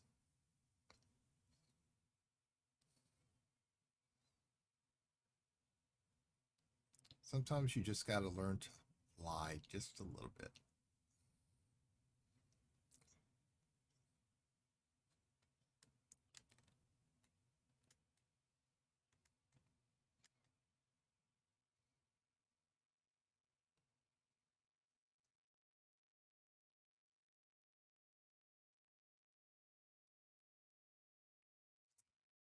Yeah, one of my friends did that not that long ago. Called me up on the phone, asked me for advice. His wife had gone out when the beauty shops first opened here and had got a new hairdo. And she was happy with it. And he accidentally, joking, he thought it was a wig. And he told her that was the most god awful thing on her head he had ever seen.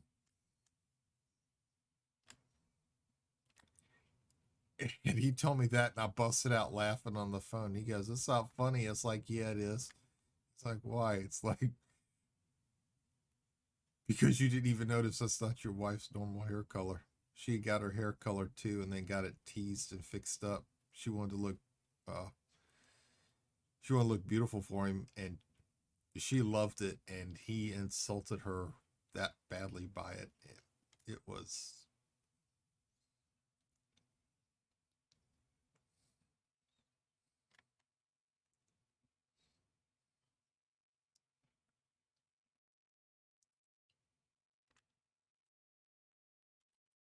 okay. So we're rings. So let's see. How am I looking at this?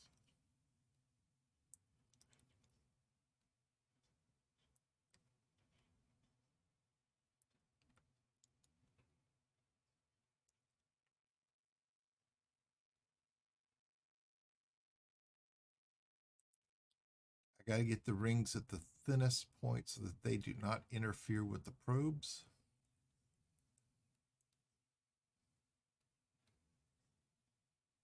And I don't really have to go around them. A little bit more. Bingo. That should be it right there.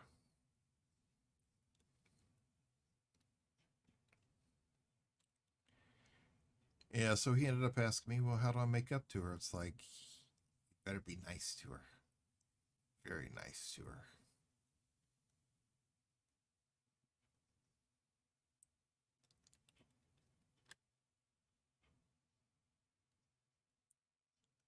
There we go. Perfect, because it looks like the rings have completely disappeared.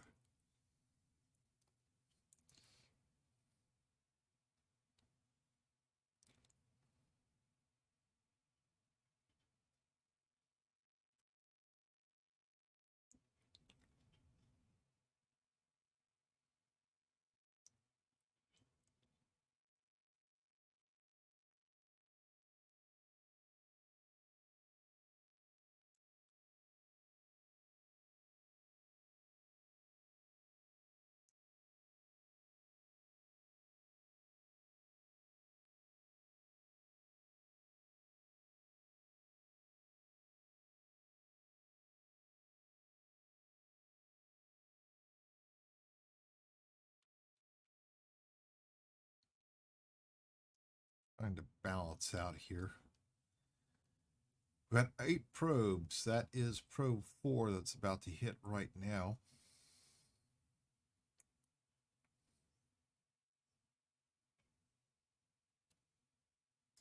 That placement wasn't too bad. There goes number 5. See what the back looks like. Okay.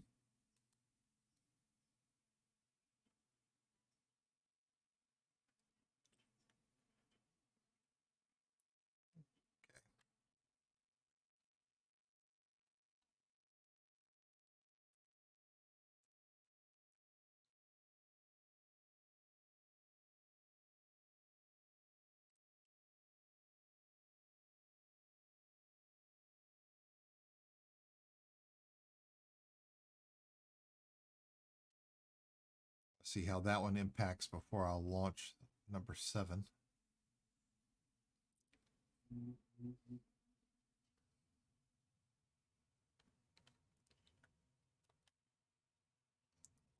Six is good. There goes number 7. Now I want to get this one for maximum impact.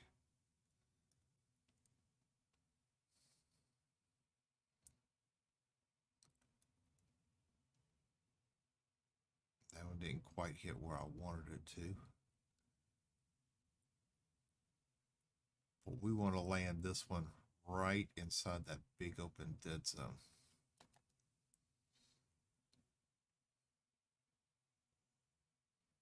I don't want to quite hit dead center of the planet. I want to hit the lower side of it where it covers the most area.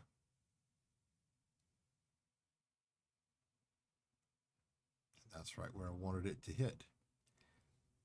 1%. 1%.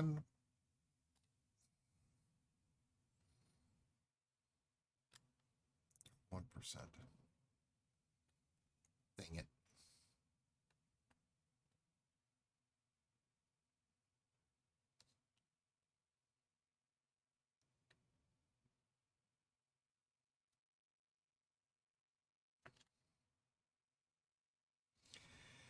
Okay, we won't get the efficiency bonus on this one. 1%. Oh.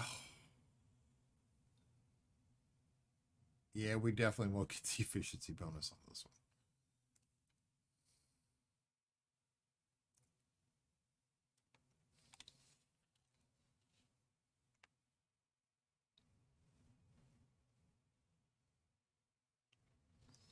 I blew that one.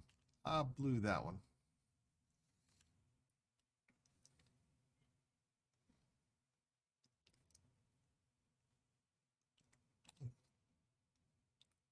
That one was not much better.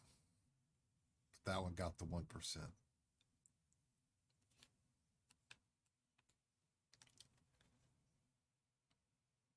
Wow. I hosed that one up. I hosed that one up bad.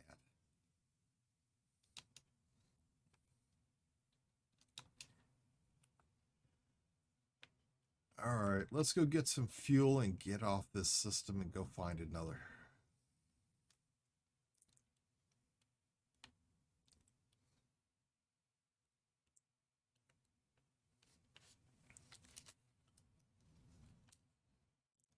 Sector EDI 10C1. We've marked that one off the list.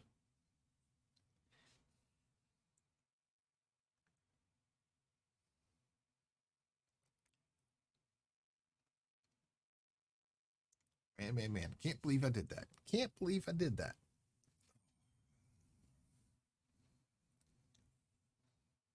Bumped it just a little too much. A little too much.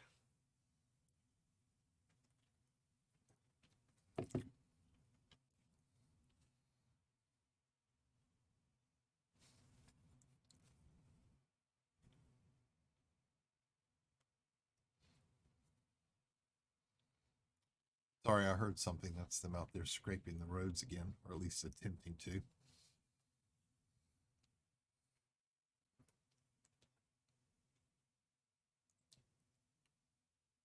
The first winter that they had a new solution, they wanted to try to keep the roads from de-icing. It was a mixture of it was a beet juice mixture.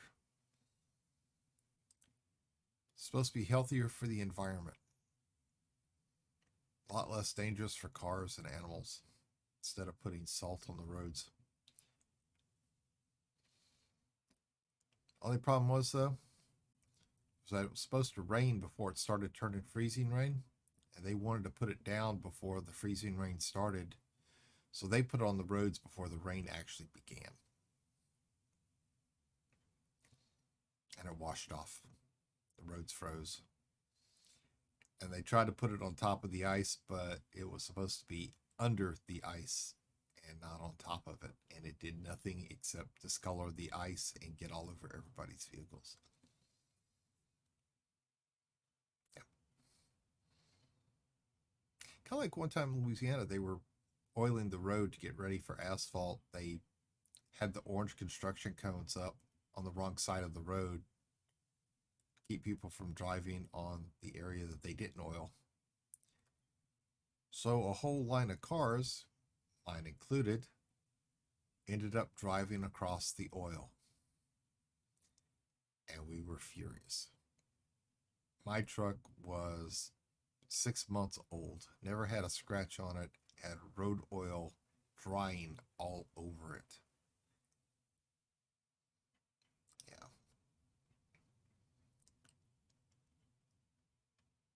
Went to a car wash. It did absolutely nothing except smear it.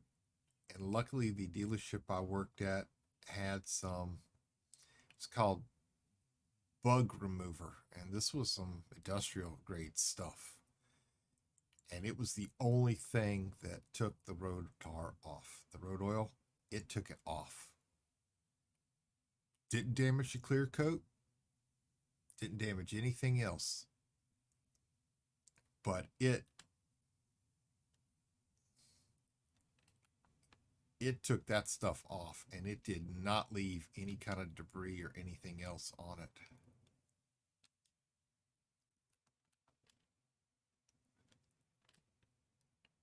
Man, people were calling the news stations. People were furious.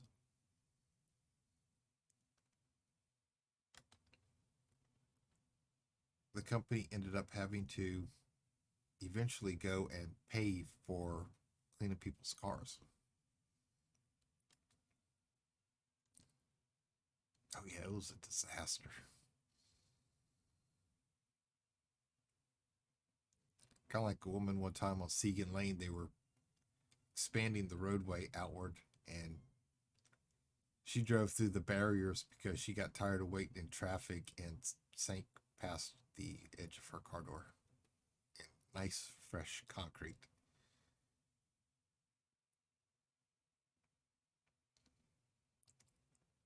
She didn't realize she sank, and she drove through about 50 feet of it, and they had to pull it all up. They had to relay it, and they ended up billing her for it. She got nailed with almost an $80,000 bill by the city.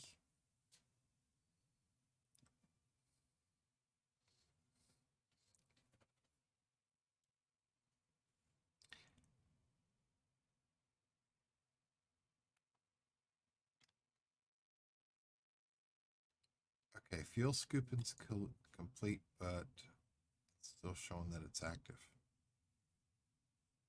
There he goes. Okay.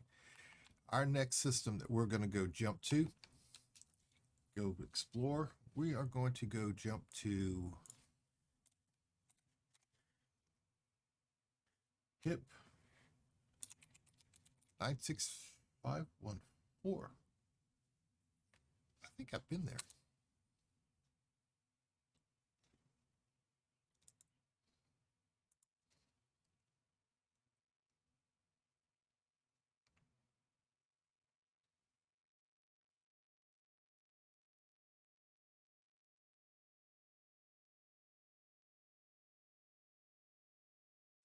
Okay.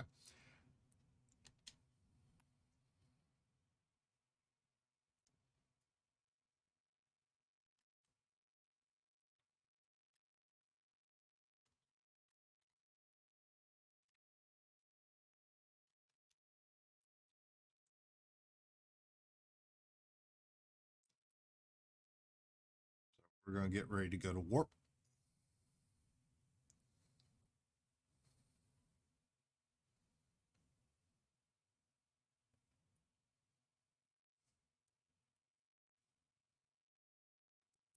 GD1CL10.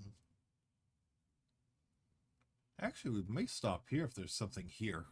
I know we passed through it. I don't remember if there's something here or not.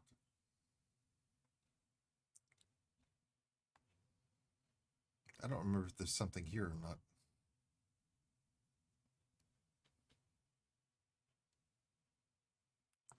Orbital bodies too. Ew. Nope.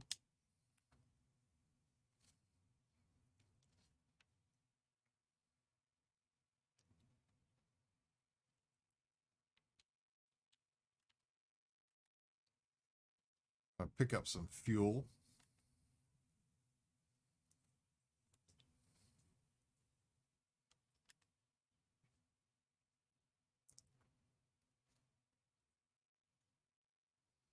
Tilt upward a little bit. Heat shields are kicking in.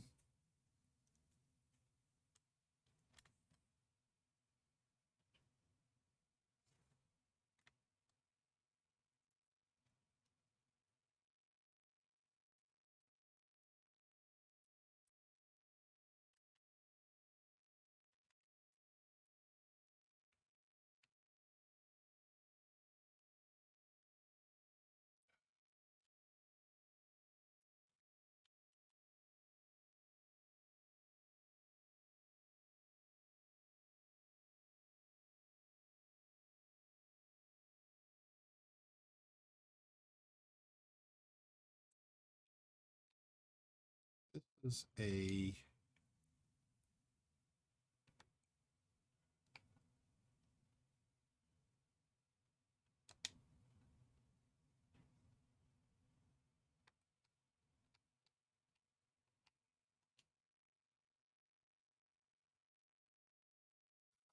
that's why. I was looking at it wrong. Okay. Well, we'll bypass this system and go to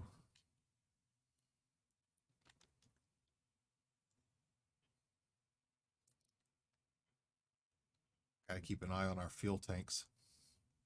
Gotta keep an eye on the fuel. Definitely don't want to run out here.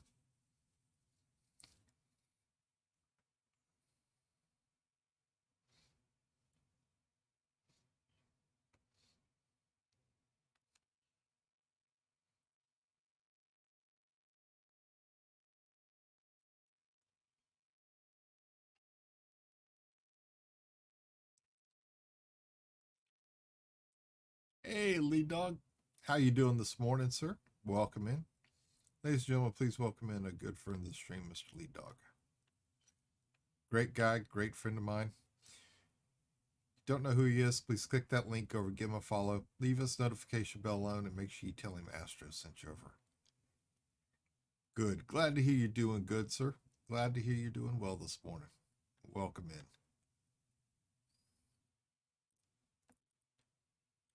All right, let's see what we got here. Ooh, 31. Let's see what we got. I know this was one system from where we wanted to go. Oh, yes. Oh, yes.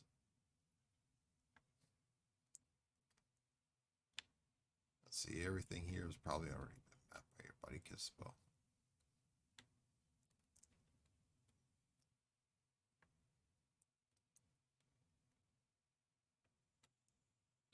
I don't see any previous map markers by anybody here. Okay. Well, I think we're going to go grab these because these may be first.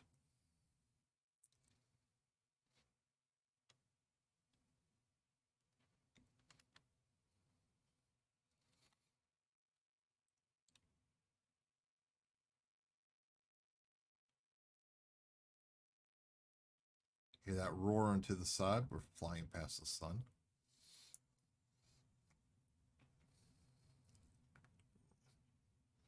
So what you got going on today, lead dog? Got any big plans for the weekend? Other than trying to stay warm?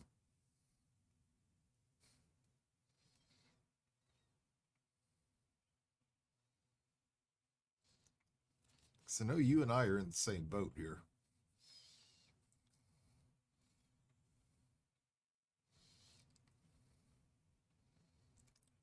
It's going to be cold.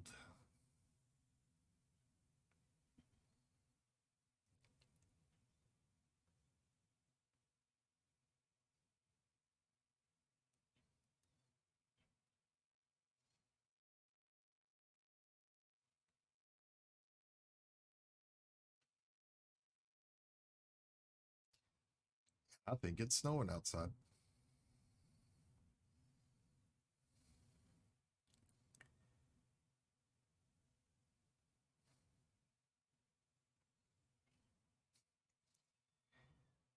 Went outside yesterday, threw a snowball. One of my dogs Penny, the Great Pyrenees Mix, she went running for it. She went where it landed. She kept looking for it. She couldn't find it. Finally, she just started eating all the snow about where it landed at.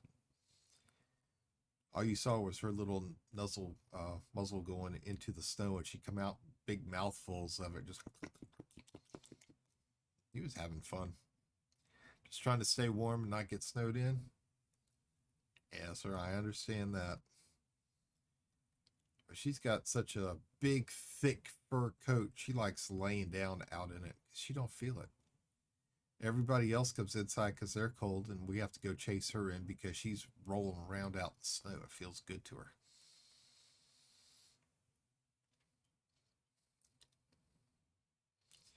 And little Max, he wants to stay with her. He's freezing. He's shivering. He's picking his paws up. So while we're chasing her around the yard, we're having to pick him up and carry him because his paws get so cold he almost falls over in the stuff.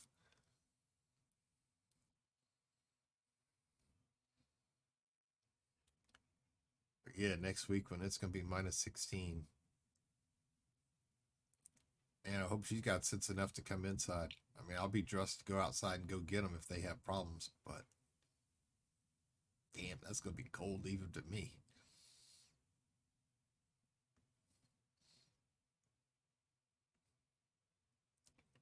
And she keeps going outside to her water bucket, right? Very first thing she always does, she goes outside to her water bucket. She looks in it, it's empty or it's got snow in it. She turns and looks at us like, where's the water?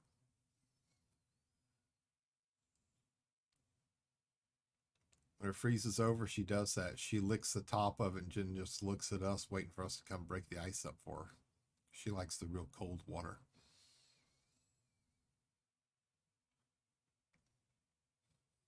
We throw water in their water bucket here, but inside the house, but she doesn't like that. It's not the same to her. She likes the outside stuff. She likes that vintage taste, I guess.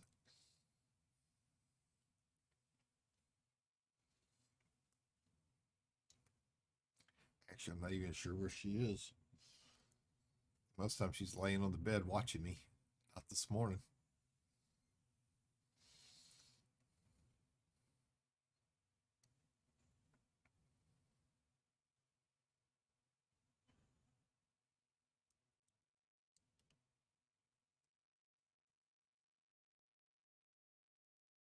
Okay, we're still 12,000 light seconds out. Coming in fast.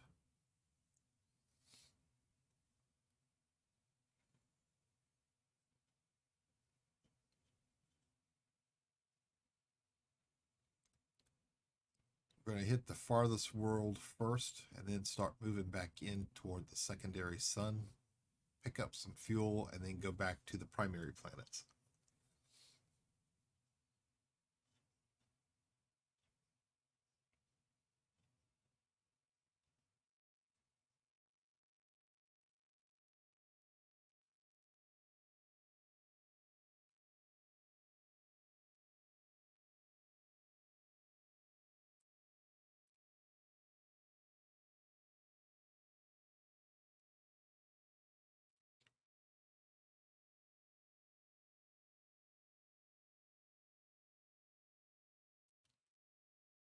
Watching for the mail later because Jimmy threatened that he had sent me something, so part of my porch is frozen over, so I got to make sure the mail lady does not attempt to step up on it.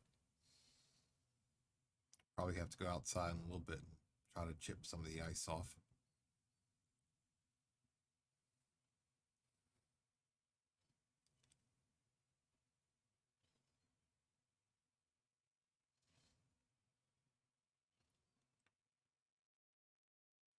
Looks like whatever happened to me twice earlier this week around the 6:30 mark or hour and a half of streaming mark has cleared up. I still say that's got to have been a Twitch issue that was causing the bitrate to drop. Because my ISP was recording no issues. I recorded no issues from them. They had no issues. So I checked with them. But after the issues I had with them in December, I have a second system that's recording just nothing more than pretty much monitoring the data flow. Everything was fine when those two time periods hit.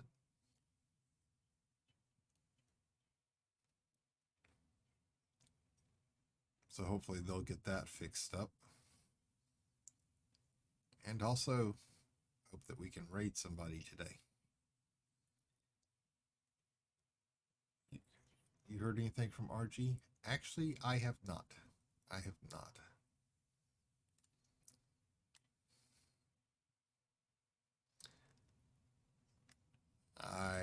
Believe me, I hope the man's okay. I hope he really is.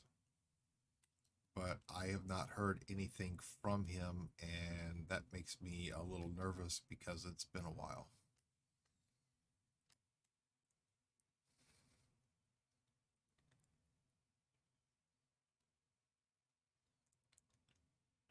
Starting to worry about him?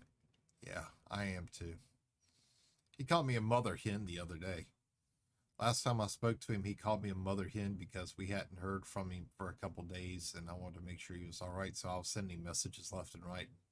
Finally, he had to respond to me because I was going to keep pestering him.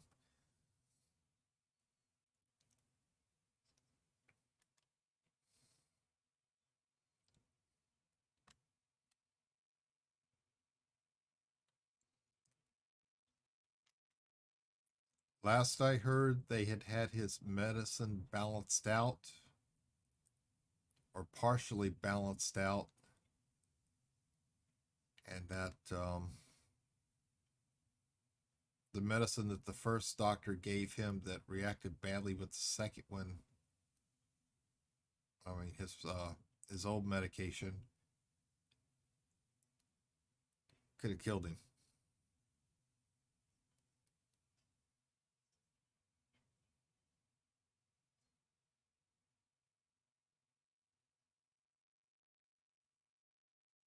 The two medicines conflicted so much that it messed his body up, and that's what started all of this.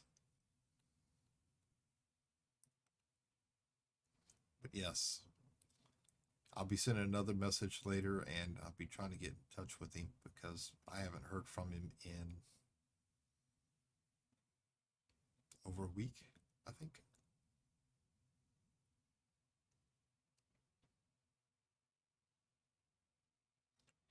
And the part that worries me is the fact that he started describing low blood pressure that first night, the fact that he lives alone.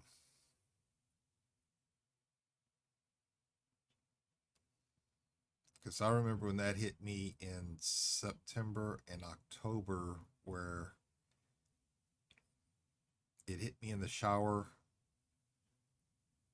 started getting dizzy, started getting the shakes, and under a hot shower, I started breaking out in a cold sweat.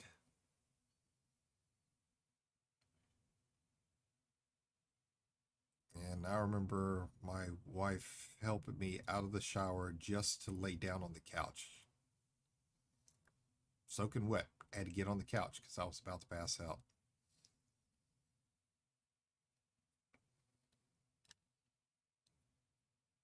She was freaking out because she always does. And it was. After about 5 minutes, it passed. The second time it hit me, it was worse because it was the middle of the night, and the only thing I could do is I had the remote control in my hand. I was able to turn the TV on and turn the volume up to get her attention upstairs to come down to check on me. Oh, oh crap. I didn't mean to hit that, but oh well, I did. It's going to land in the exact same spot. Yeah.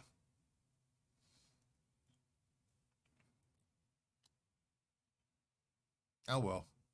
We didn't get the efficiency, but we're still scanning it.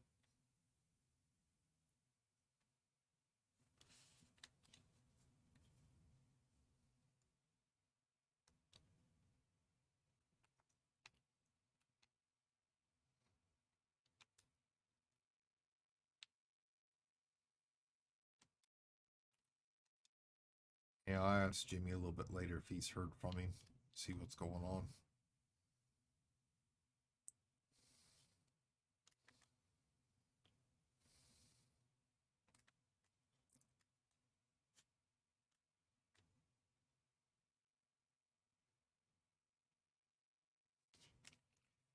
Don't think I got his number.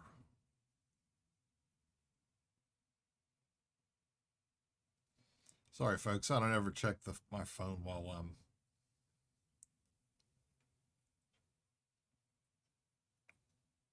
I'm streaming.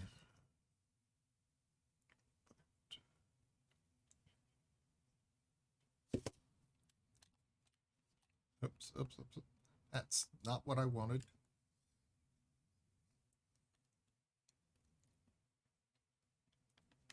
No, I don't have his number.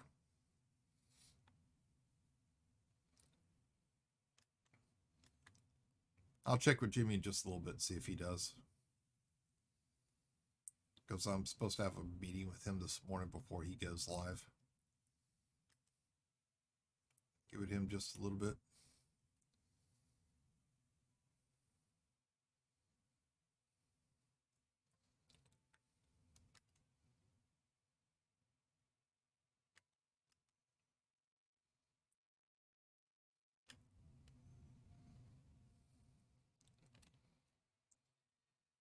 All right, we got 7 probes. Let's do this one in 6. We need to make up for the disaster of the last one.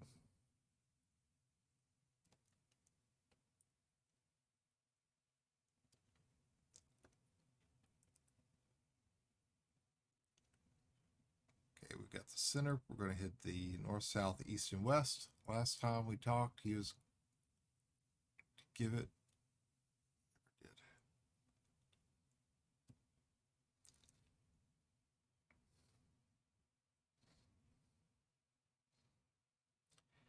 Whatever I find out, Lead Dog, I'll make sure to let you know.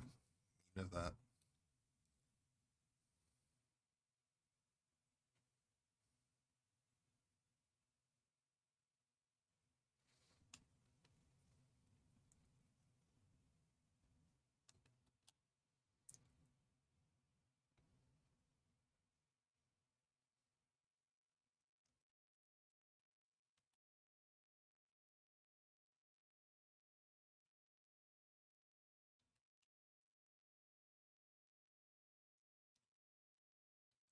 It's a little high from center, but hey, we got it.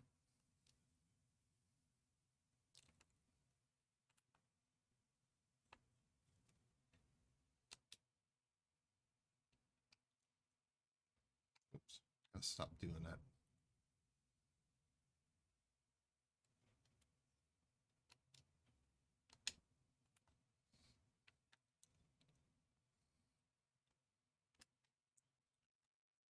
All right. Flip around, come over to this one.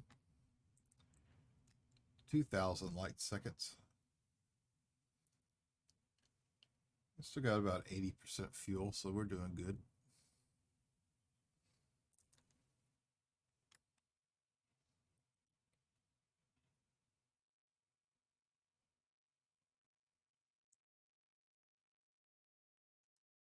I've got to get one of those full spectrum scanners and practice with it. I'm going to have to get a lot of practice in with it.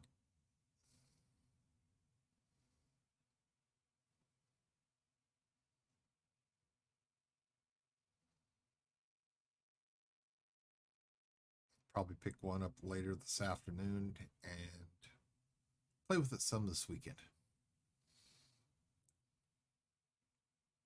Try read the guides, watch the videos.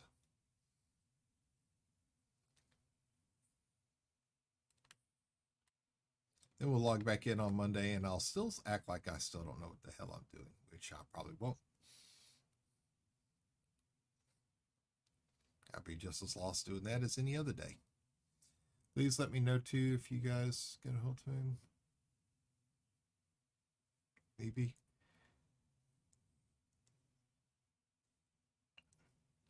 All right, Enfried. And thank you.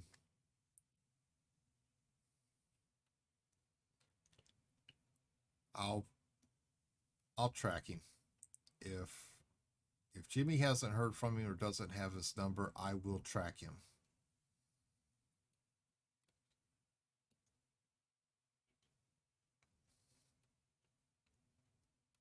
I'll apologize profusely for doing it, but I will track him. Because I also know that he has not been on Discord lately. Hey, morning, Blazing Butterfly. How are you doing this morning, ma'am? Welcome in.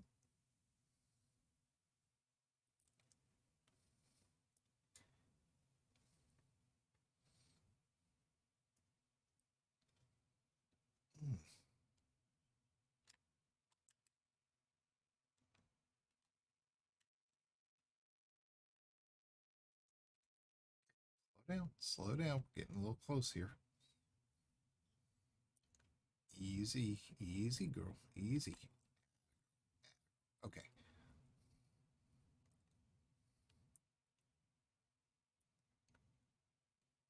Seven probes. Trying to wake up. How am I? I am doing good this morning. Thank you for asking.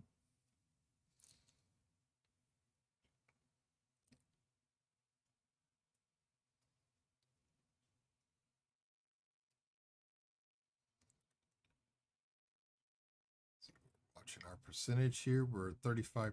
Two more probes launched. 3, 4, 5 probes impacted. I got 2 probes left.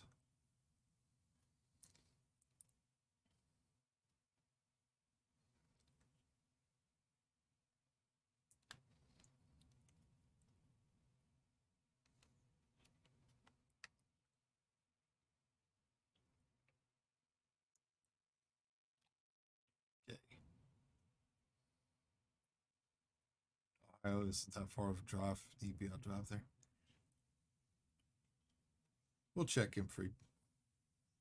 And thank you. We'll see what's going on. And then I'll let you know too. But thank you.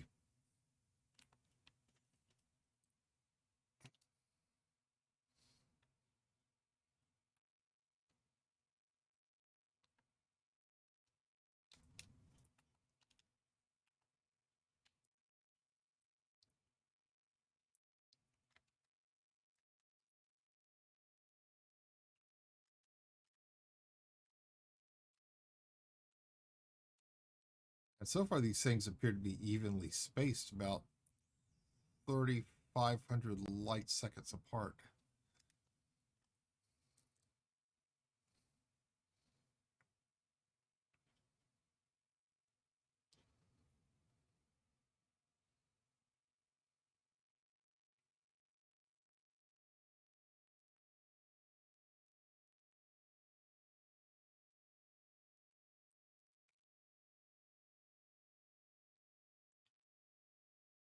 Uh-oh.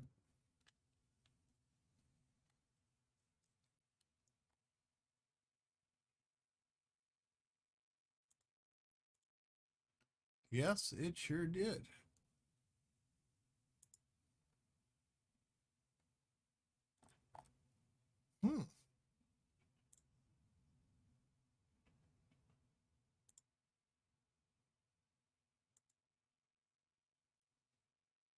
Okay. Thank you for letting me know that. I didn't know the cam froze.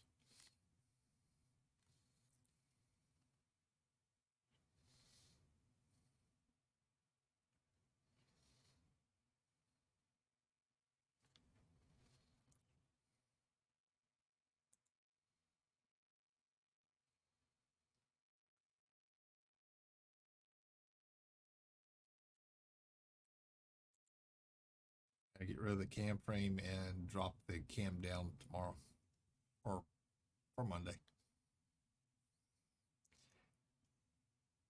Yeah, but thank you for letting me know that. Never had that happen before with this.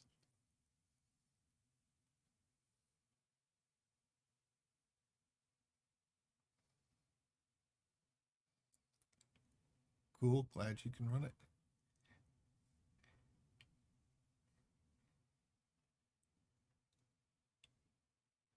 Yeah.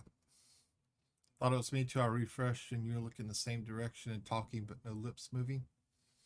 I'm a ventriloquist. Yes, that's right. I am a ventriloquist. Yes. You can believe that line of bull.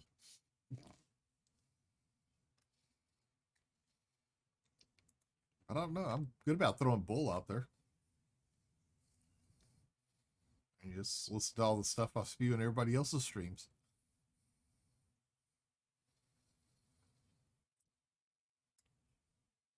I would say I'm the problem child, but I was an only child. A large child.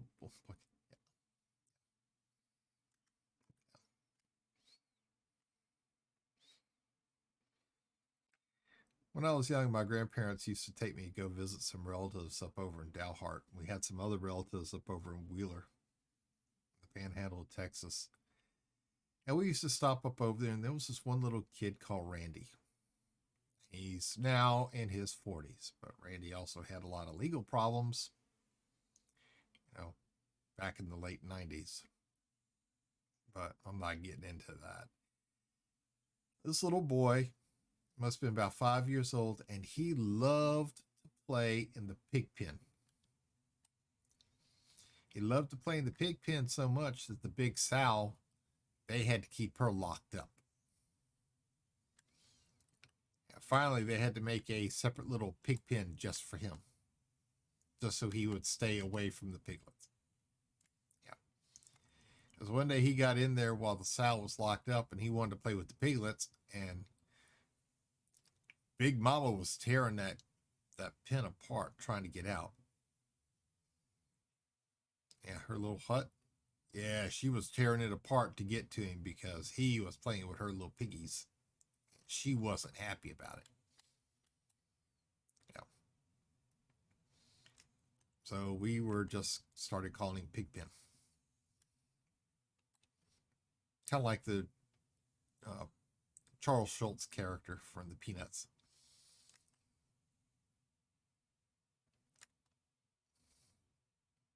But thankfully, he didn't have a little vapor trail behind him like Pigpen really did.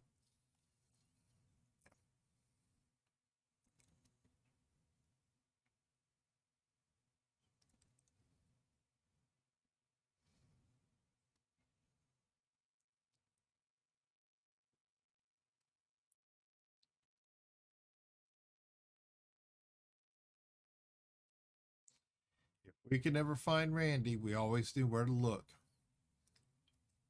It's in the pig pen. Sure enough, that's where he always was.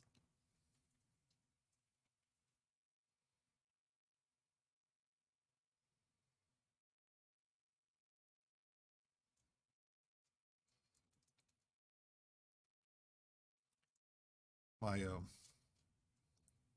that was my he was my great uncle who owned that land up there in Wheeler, and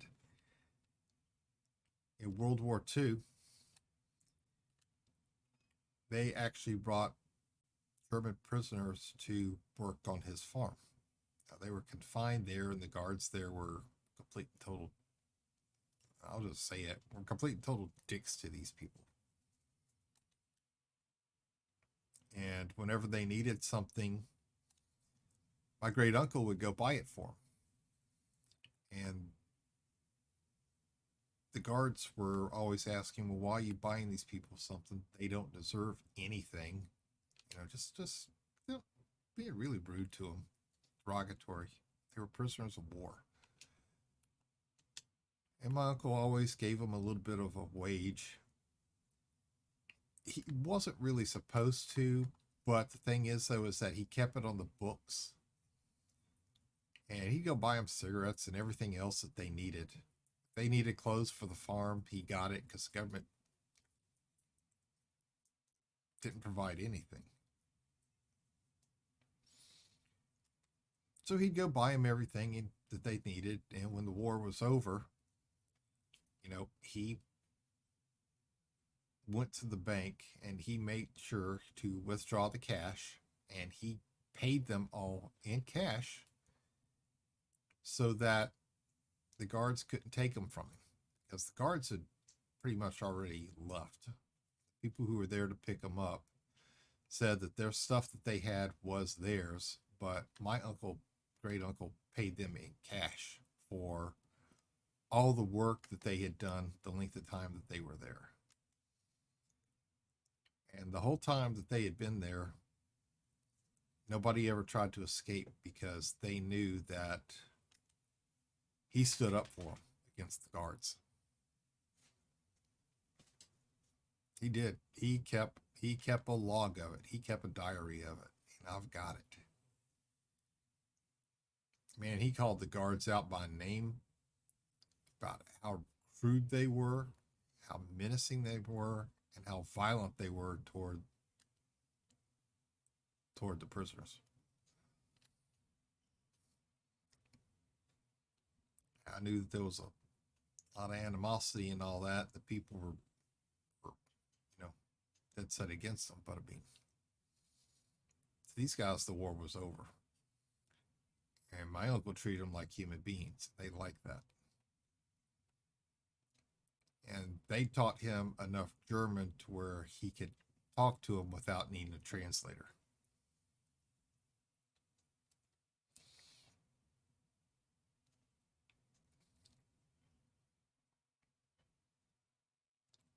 Oops, I didn't need that fourth probe, and that last probe there is going to push us over the efficiency bonus, so we're not going to get it this time.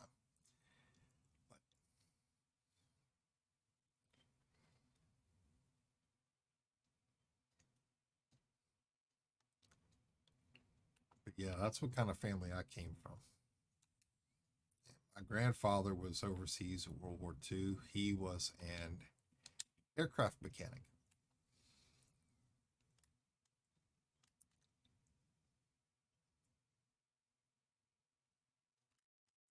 He ended up catching malaria after being there for about 8 months. And after he got over it, they ended up shipping him back home because they couldn't have him there. Because, as they said, his immune system was compromised. So they sent him home.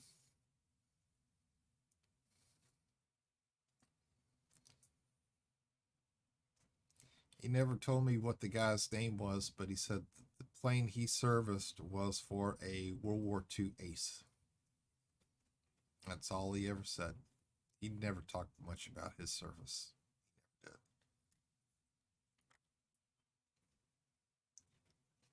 did. Never could figure it out until I served and realized that some of the things I did and I saw that I wish I could forget and couldn't. I know exactly what he was going through. There's some stories you can tell, some you really don't want to.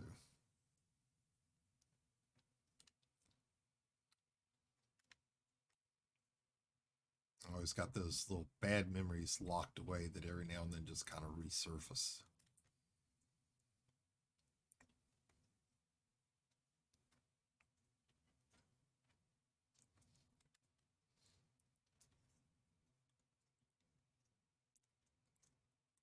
Okay, we're going to try to catch all these planets for the Bravo star before we run out of time this morning.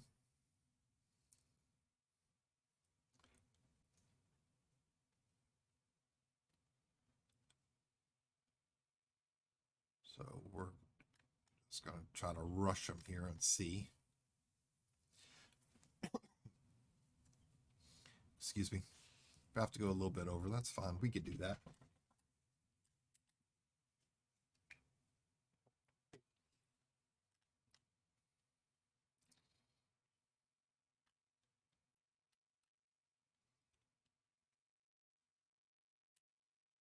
I never ask people that serve to talk about it. They want to talk about it. Yeah.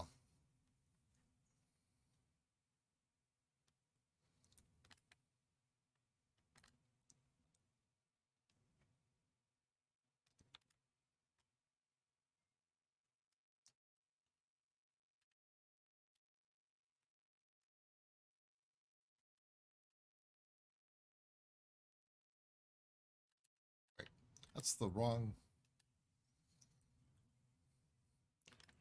I was about to say, wait a minute.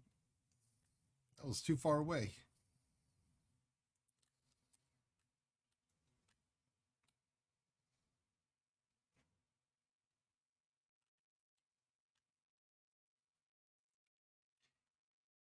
Some of the stories I could tell aren't that bad. Some of the people I served with and all. I mean, I was in peacetime, so I mean, it's not that bad. But some of the things that we ended up doing just don't even want to think of the memories. Don't want to. Tried to forget them. They keep popping up. Like I said, that little dark place. It's like the door opens up every now and then, and memories just kind of fly out. I've tried hypnosis to try to forget. I've tried memory techniques to try to forget them. And I've tried a couple things and nothing seems to help. Nothing ever does.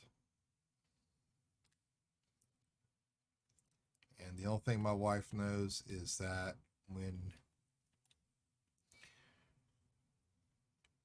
she hears me fussing, tossing and turning, or arguing in my sleep, she knows not to touch me, to get away from me.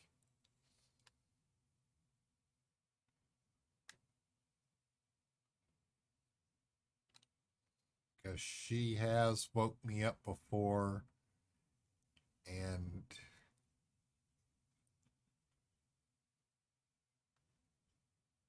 let's just say it's a very bad time.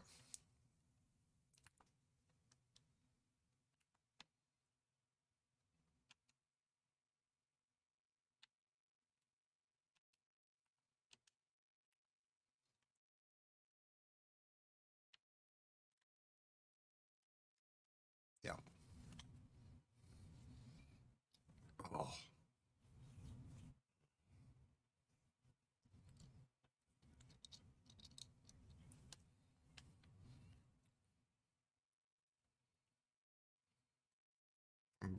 We got a lot of good stories to tell, a lot of funny stories. Fortunately, there's some also I can't tell.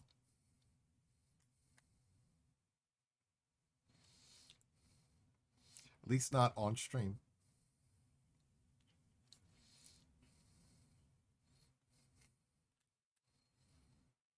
God, there's one I wish I could tell y'all. I really wish I could.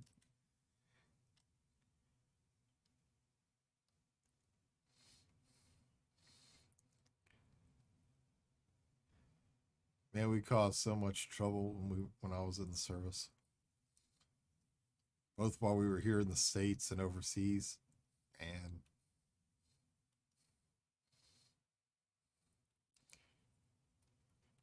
every time I come home, my mom would tell me, "Well, what did you do while you were overseas?" I went sightseeing. To her, I was a good boy who went sightseeing.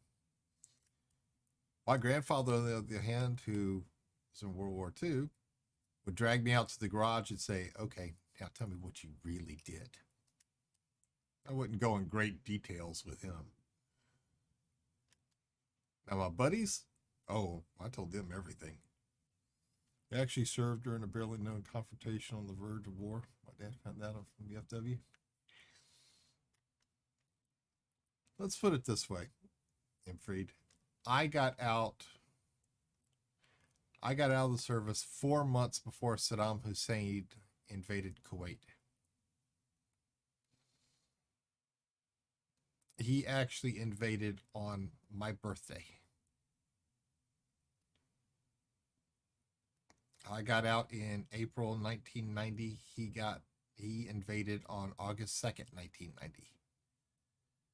Like I said, it was my birthday, so I remember the day he invaded real well.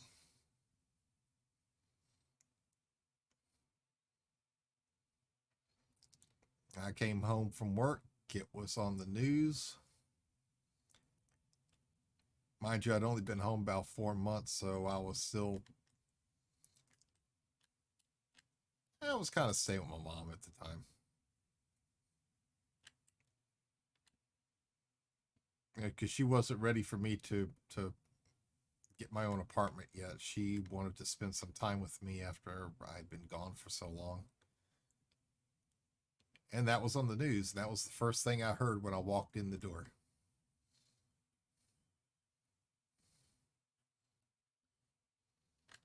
So she started getting a little paranoid about that, asking if I was going to be called back up again. It's like, well, it's always a possibility. But it was something else happened in the mid 80s. I don't remember the name. We found out like 17 years ago.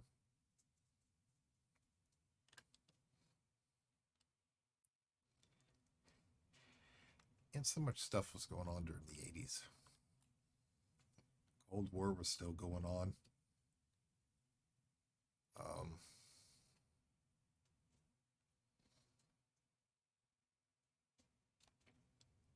see, we had that.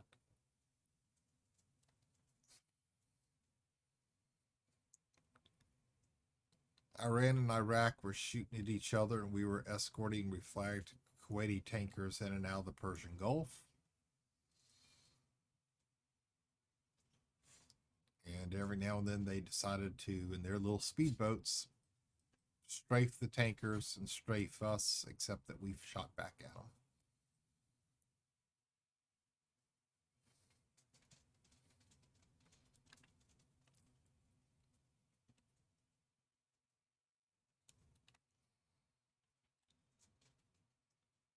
You're inside the hull of the ship. My bunk was right up against the outer hull, so gunshots would be ricocheting off the outer hull, and I'd be trying to sleep right there. And one of the new guys was like, "Man, how can you sleep with that going on?" It's like, I've been staring at a radar screen for 12 hours. That's how I can sleep with that sound going on.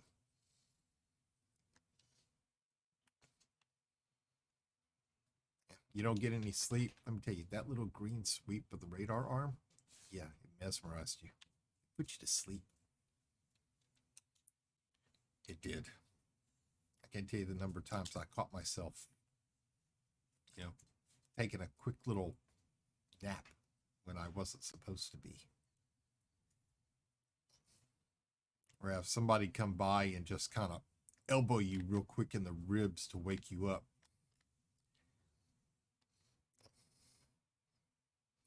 Yeah, because that's smart.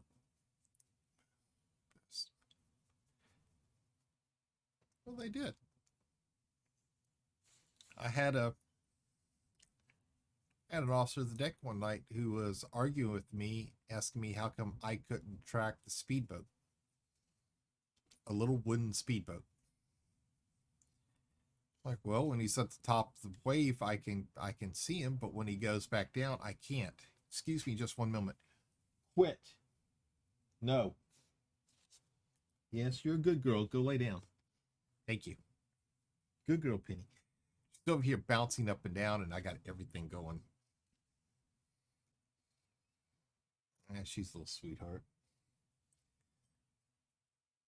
But yeah, he was arguing with me about how come I couldn't see the speedboats, and it's like, well, when they're on the top of the wave, the radar beam hits them, it comes back, I can see it. When they go down, when they're not in a swell, I don't see them because they're too low. They're below the skin of the ship, so the radar doesn't hit them. So finally, one day, I never talk bad to an officer. I never backtalk an officer. But this one day, when he finally accused me of not knowing my job after doing it for 3 years, I finally told him, and listened to this for about 2 hours. I finally told him, if you think you can do a better job, sit your ass in the fucking chair and do it your damn self. Sorry, but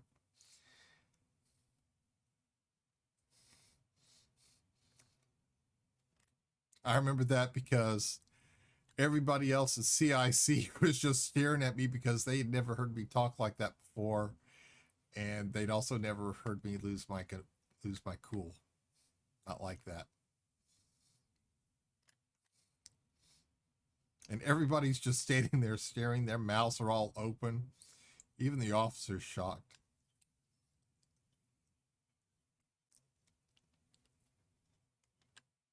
He put me on report. You know what? I got busted for it. I deserved it. I didn't deny it. And I didn't. I stood right there at the captain's mast and I told him, yes, sir, I did. And I told him the extenuating circumstances. And he understood. But he also had to bust me for it because of the fact I was insubordinate to an officer. Hey, Silver Architect, how you doing today? Welcome in, sir. Ladies and gentlemen, please welcome in another good friend of the stream, Mr. Silver Architect 78, another good friend of mine, also another Elite Dangerous Commander. If you don't know who he is, please click that link over, give him a follow. Leave his notification bell on. Make sure you tell him Astro sent you over. How you doing this morning, Silver? I'm sorry, how you doing this afternoon, Silver? Yes, it's afternoon for you. Guess who's way to Colonia?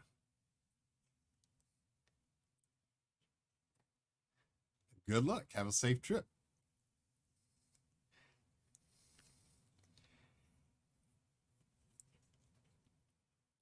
But yeah, I had never talked to an officer like that before. Nobody had ever heard me talk to one like that before.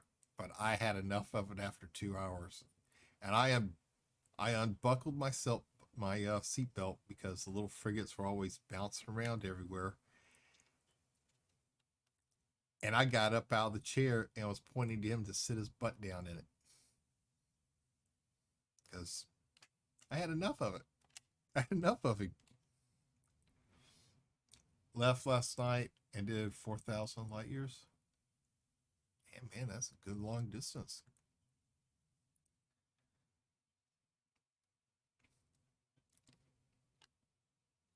Now, I got busted in rank. I lost pay. I was confined to this ship for a little bit. But you know what? I didn't care. That officer never talked to me like that again.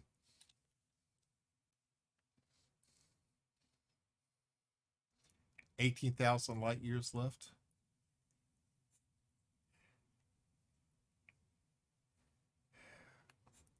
Man, you got that. You got that. You got that trip, man.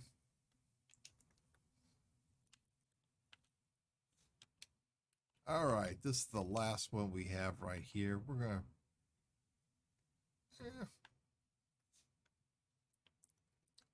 we may go back to our temporary home for just a little bit after we get this done and get fueled up.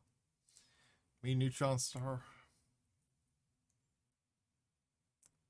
I have not been able to do that, not successfully. I keep going boom. I blow up. I get too close to him.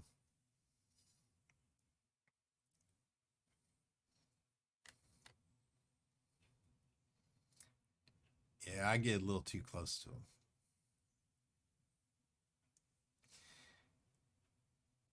But after this, we're just going to fuel back up a little bit, and we're actually just going to go to one of the distant moons and log off there for the day. But we are going to get this last planet here. And when we come back Monday, we are going to hit all the uppers. And then we're going to finish going to the system that we were originally aiming for. He goes boom all the time. I do not. Not all the time. Not all the time. Don't we know it? Great. Thanks, Silver. Thanks. I need that from you, too. Oh, I still got that mission, too.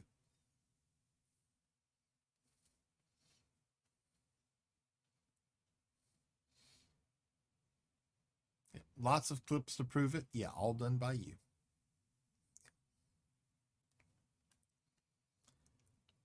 Told you I'm going to make a greatest hits video.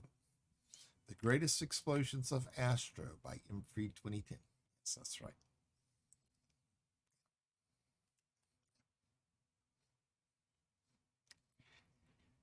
As long as everybody gets a good laugh out of it, that's all that matters, right?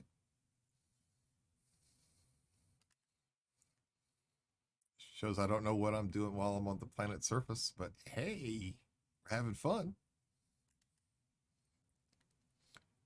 Yeah, we're probably not going to do any more predictions. Is Astro going to survive this planetary excursion? Because the answer will always be no. I still say that when I called the ship down, I should have been able to get away from it. I should have.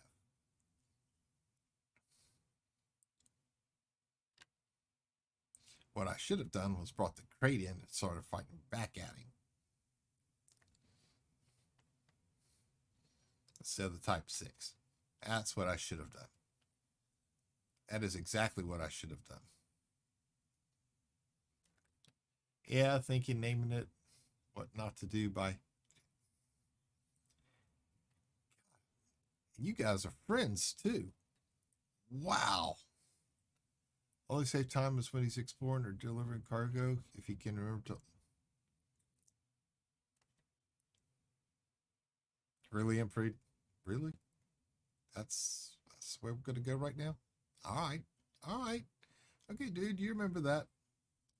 You remember that. When he's offline is when he's safe. Holy. Really? Damn, even from you, Silver?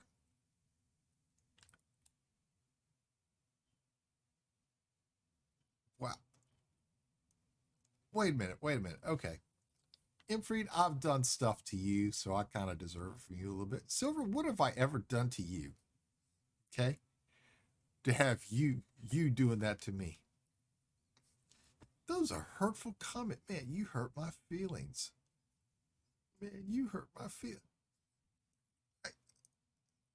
I don't know if I can do this anymore. You just hurt my feelings, man. I'm going to get you back for that. Okay? I am. Yeah. I'm quietly sitting in the corner with my coffee.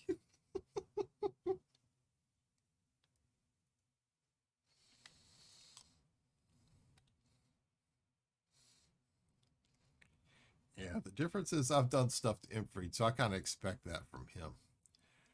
Silver is a surprise, though. That was a surprise. That really was. But that's okay. That's okay. No, she's not. She's back there laughing. I expect her to be laughing. Probably knows I'm going to do you something. And you know what? She is absolutely right.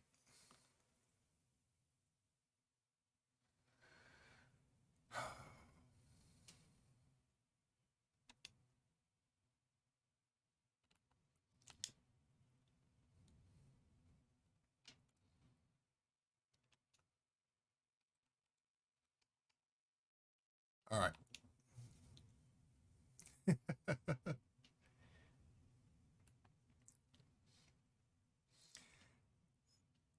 Silver Architect, thank you very much for the 4-month resubscription, sir. It is greatly appreciated.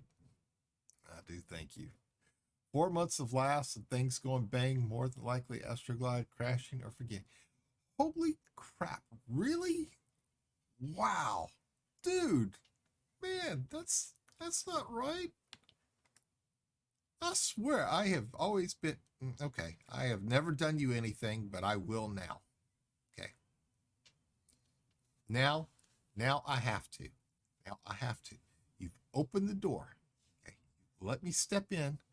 Now it's my turn to start firing back. Yes. Yes. Yes. Yes. I may be giggling a little bit, but I'm not saying anything in chat to get myself in trouble. Blazing Butterfly, you are absolutely correct. What you do away from the keyboard, as long as you don't type it, keeps you nice and safe. Your husband, on the other hand, no promises. Bring it. Really? Bring it. Have you been at Red Dirt Stream? You know I can bring it. You know I can. I will. I will. Difference is that I can send him dirty little gag gifts. Can't quite send them to you like that. I'll think of some way to get you. I ain't scared of no old man. Let me tell you what. You don't have to be scared of the old man. But this old man knows some dirty little tricks too. Okay?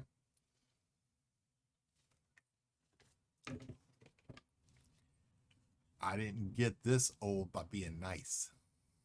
Not all the time.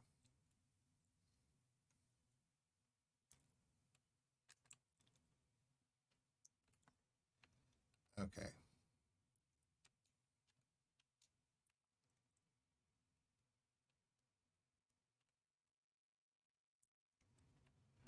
little bit closer to what I really want to get. So we're going to aim upward some. No, no, no, no, no. No, no, no, no, no, no. I don't think so. We're not done yet. We need more than that.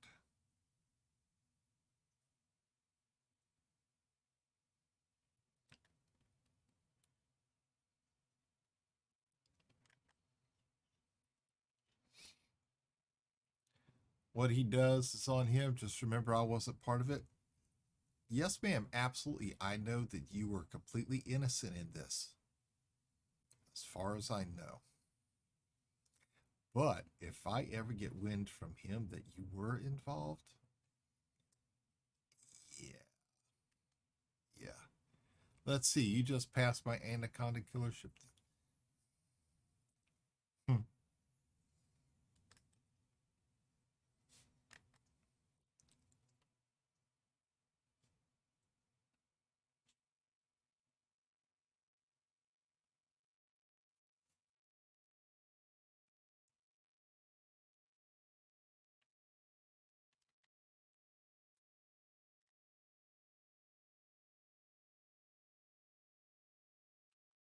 All right. We're not going to want to stay by this sun. So, where is my. Thank you. So, what we're going to do is we're just going to go back over here to. Yeah. How are you going to do that?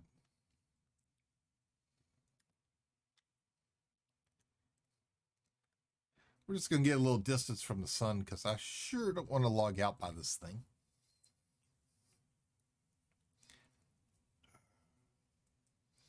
I would never rat her out fully. She knows where I sleep. You're absolutely right. You're absolutely right. And while you're sleeping during the day, she's awake. She and I could be plotting against you. Yes. Infried would do anything to get me in trouble, honestly, but I hope he knows who makes his food.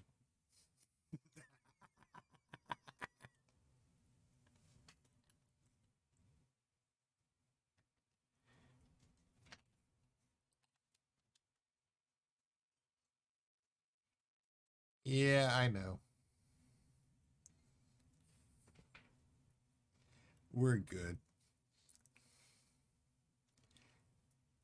Okay, we took a little bit of hull damage there, but we're all good. Ladies and gentlemen, thank y'all for coming in this morning. Thank you for the chat, the laughs. Thank you for the resubscriptions. I hope you guys all had a good time.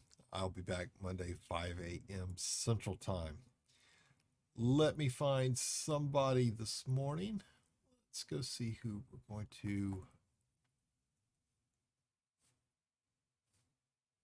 Oh, let's see. Nah, we want to stick with Elite Dangerous. I would take you over there, but let's see. Let's go find somebody good this morning. Somebody new. Somebody new. We're just gonna randomly pick somebody. And I believe this is going to be the person. Yes, right here. Now let's hope the raid works this morning. Thank you everybody for coming in. I will be back at 5 a.m. Central Time, Monday morning. Until that time, y'all take care, be safe, have yourselves a great weekend, and try to stay warm out there. Thank you.